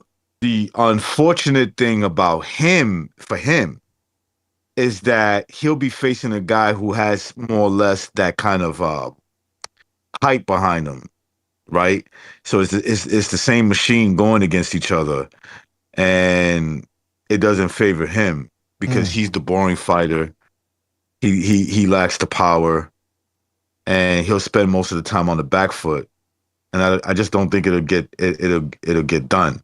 Right. I think he performs more or less the way he did against De Los Santos, except that they'll be like, no, you lost that fight. Yeah, and it's Real Talk Boxing in the chat says that, I think he's referring to you, that he says, you don't know what you're talking about because Tank Davis only throws one shot every 30 seconds. But you said that, but the point you're making is that if he fights that way and nobody's doing anything, the fight's going to go to Tank Davis because he's probably the guy that the establishment is looking at, the more, for lack of a better term, more marketable guy. Yeah. Yeah. Because I agree. More Look, marketable guy. I think if they fought, and I have to predict how the fight will go and who the winner would be just based on what goes on in the ring, I think Shakur Stevenson would win. I think he's a better fighter than Tank Davis, technically a better fighter. But if he fights scared, like you said, against De Los Santos, they're not getting the fight. I don't think he schools Tank Davis to the point where it can be deemed a robbery. You know what I mean? It's like where a guy won 10 out of 12 rounds, and you think, well, how can they have given the other guy a fight? That's not how it would be, because it would always be, Shakur Stevenson, with the way he fights, would always leave a margin of benefit of the doubt for the opponent that they could give him. I mean, they could have given De Los Santos the fight. I mean, it wasn't that much, there wasn't that much of a gap in domination in that fight. Hey, listen, De Los Santos didn't do great, but at least he wasn't running. He wasn't the guy retreating from action. And so in the sport of boxing, combat sport, if you got one guy retreating and the other guy's not, and there's nothing else going on other than that, who won the fight? Right, exactly. But there is a flip side to this coin, however, and that is that, and I've said this before, I've said, well, Shakur Stevenson probably would fight Tank Davis the same way he fought De Los Santos, but Tank Davis is a shorter guy. Tank Davis is a short guy. He's 5'4" or 5'3.5", whereas De Los Santos is about Shakur Stevenson's height. So Shakur Stevenson would have a substantial height, probably reach advantage as well. So that might play a factor in making it easier. I could be wrong. He probably doesn't need to fight Tank like that. What I'm saying is, since they haven't fought, right? I can only imagine, and I could only go by their last performances, right? One guy is more positive as a boxer than the other one, right? Yeah, and that's Tank. They're both fighting more or less the same level competition, but like. Who's winning more convincingly? Well, there's two sides to that, like you said. There's pros and cons. Yeah, Tank Davis is scoring knockouts, but he's not winning rounds prior to them. That's why we've described him as being Wilderish. And people say, well, no, come on, Tank Davis is better than Wilder. We're not saying, I mean, obviously, Tank Davis is technically better than Wilder, but the same principle applies. He's losing rounds. The fight he's not dominating the fight. And then he belts himself out with a punch. But you saw what happened in the Isaac Cruz fight. He could never score that knockout, never scored a knockdown. And that fight was very, very, very close. I guess the guy now that we know and we've been trying to tell people, Isaac Cruz is not really that good either. People overrated him based on the fact of the Tank Davis fight. Why? Because people overrate Tank Davis. The fact that Isaac Cruz made that fight close, people said, wow, he made the fight close against the great Tank Davis. That must mean he's good. No, it just so happens that both guys are good, but they're not pound for pound the elite, the cream of the crop.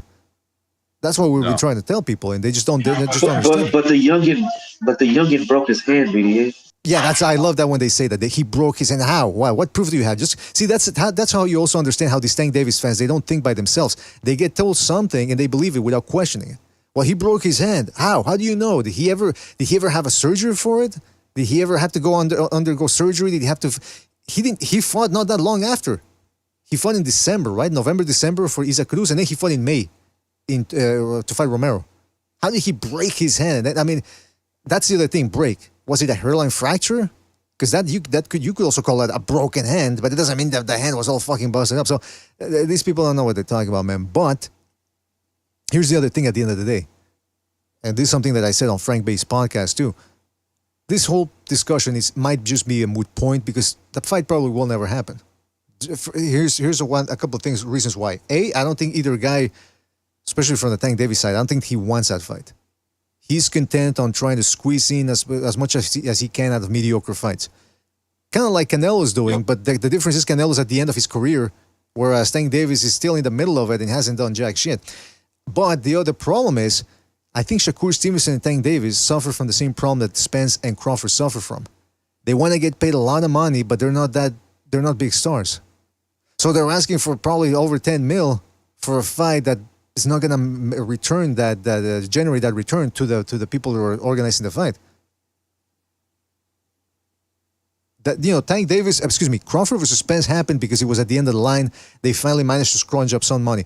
The only way this fight happens easily, the Tank Davis-Shakur Stevenson fight, is if the Sheik comes along, holds both guys' hands, or forces them to hold his hand rather, and he says, let's make it happen. I'll put up the money. And both guys. And even then, though, I don't think Tank Davis would take that fight because he's the one that's been showing more disdain or more a reluctance for that fight. He's already said no to the Sheik. Yeah. So I don't think that fight's happening anytime soon. No, that fight's not going to happen. There's too much BS from the both of them, and you're probably right. There's probably more BS from Tank, So unfortunately, I don't think that fight gets done. Yeah, unfortunately, that fight doesn't get done anytime soon. Unfortunately, that's the way it looks like, man. It's business as usual over there. I will say that, okay, so we got this fight on Saturday, fantastic. Unfortunately, next week, there's not much going on. On the 27th, there's an ESPN fight, but I think it's women, so that means there's no boxing. Same thing on the 28th, which is next, not this Saturday, but the next. That's another female fight. That means no boxing. But we're back in October, the first week of October. Nick Ball versus Ronnie Rios should be an entertaining fight. Ronnie Rios always brings it, and we know Nick Ball always brings it. By the way, has there ever been a more apropos name for Nick Ball? The guy's a tiny little ball of muscle, and he fights like a ball of muscle. So that name, very apropos, Nick Ball. I already have a brother named Mike Balls. Is that true? Are you kidding? Mike Balls? That's My what Balls? I heard. I don't know what you. Imagine a guy named My Balls, M-A-I. You know, like a Vietnamese guy, but his name My Balls. Or imagine Balls. My Ichi Balls. Imagine that name. They don't know. So, what's your middle name? What's your first name, sir? Mike. What's your middle name? Izzy. What's your last name? Balls.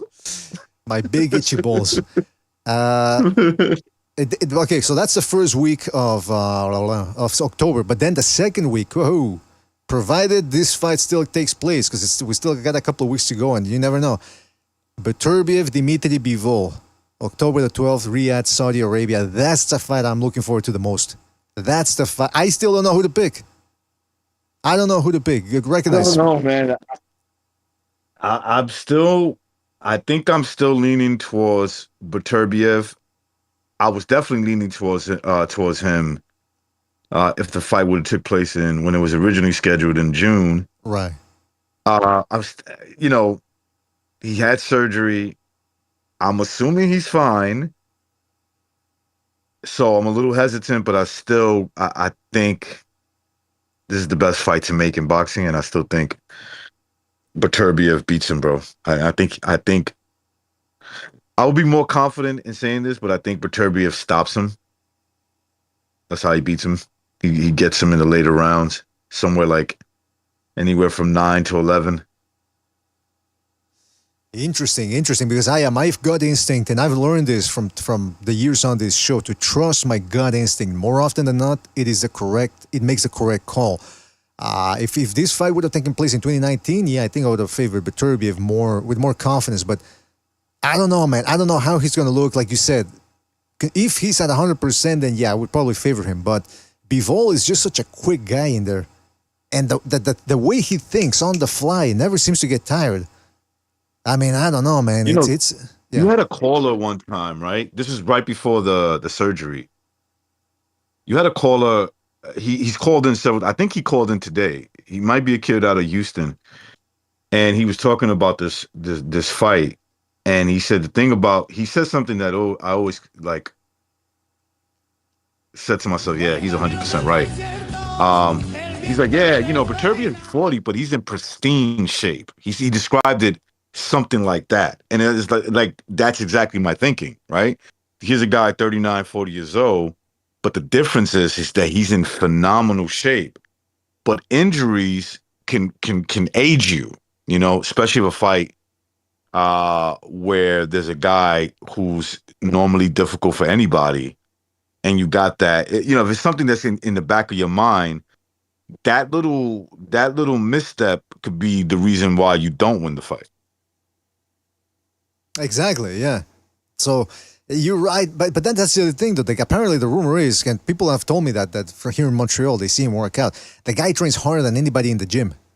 And that's including other professionals and high-level amateurs. So his work ethic is insane, but that's probably also the reason why he's getting injured, because he's doing all these crazy exercises. The push-ups. You've seen how he does the push-ups, right? With the fists, and then when he transitions, he jumps over and does it with the fingers, just lying on the fingers, and then he uses rings and shit like that. I do that with my eyes closed. Yeah, well, I mean, not everybody can do what you do, recognize. That's the point, though. That's why Beterbiev is getting injured. Right. By the way, when I spar with the headgear on, I wear this, sparring headgear that covers my whole face with the bar and everything. People have said, "Oh shit, Beterbiev sparring," and then when I take the headgear off, people, "Oh, yeah, that's not Beterbiev." So it's easy to confuse me with Beterbiev the way I spar, and I thought they would say, "Oh shit, that's Vladimir Klitschko." So I thought they were going to say. Well, that too sometimes, depending on the lighting, how if it makes me look taller or not. By the way, Chris K in the chat says, "Have you heard of the Kung Fu master Pinche Wei?" Pinche Wei. I don't know about Pinche Wei. Pinche Wei is a legend. Pinche Wei. No seas mamón. But anyway, yeah, man, that's shout out to Chris K, man, for his contribution with the super chat. Really appreciate it. We're at the 2-hour mark. We're gonna keep it short and concise. We'll try to be back with something else later on in the week, perhaps. Maybe another Open Lights Friday, depending on how everything goes. Hopefully you guys enjoy the show. Hopefully you guys enjoy the fights this Friday and Saturday. And that's about it. I want to give a big shout out to... BDA. Yes. Can I say something about Joshua? About Joshua, yeah, sure. Because y'all were talking about him earlier, right? And I wanted to chime in and say that outside of Canelo, this dude at the level that he's at, like, you know, that world level, that money-making level, this guy's really active. He doesn't stop fighting. You know, win or lose, he always has something scheduled for the most part. Mm-hmm. And then it made me think even deeper, and I was like, damn, now I understand why they call Eddie Hearn like a slave driver, because AJ's supposed to be his boy, bro, and he don't let that dude rest. He works his ass, no matter if he got his ass whooped or not. Yo, Usyk almost knocked his ass out, and he's like, bro, get your ass back in there and make that money, bitch. Oh, man, come on, Sobers. I don't like that comparison. I don't like that comparison, Sobers. I can't validate it. That's what the word I'm looking for. I cannot validate it. And I think you're way out of line for making that comparison. He's making him work. He's outworking him, man. Terrible. Hey, but hold on, Sobers. How much he's giving him the good food, he's giving him the good women, you know, to get more boxers like AJ. You know, when he has AJ in the barn, sleeping in the barn at night after a good performance, he slides in a good looking girl. That's what he does. So he's giving him what he needs. No complaints. Exactly. All right, there you go. So that's Sober's take. Another one of Sober's bizarre takes, not so sober takes. I remember when we were watching that was on his show. He was watching the Clarissa Shields getting dropped.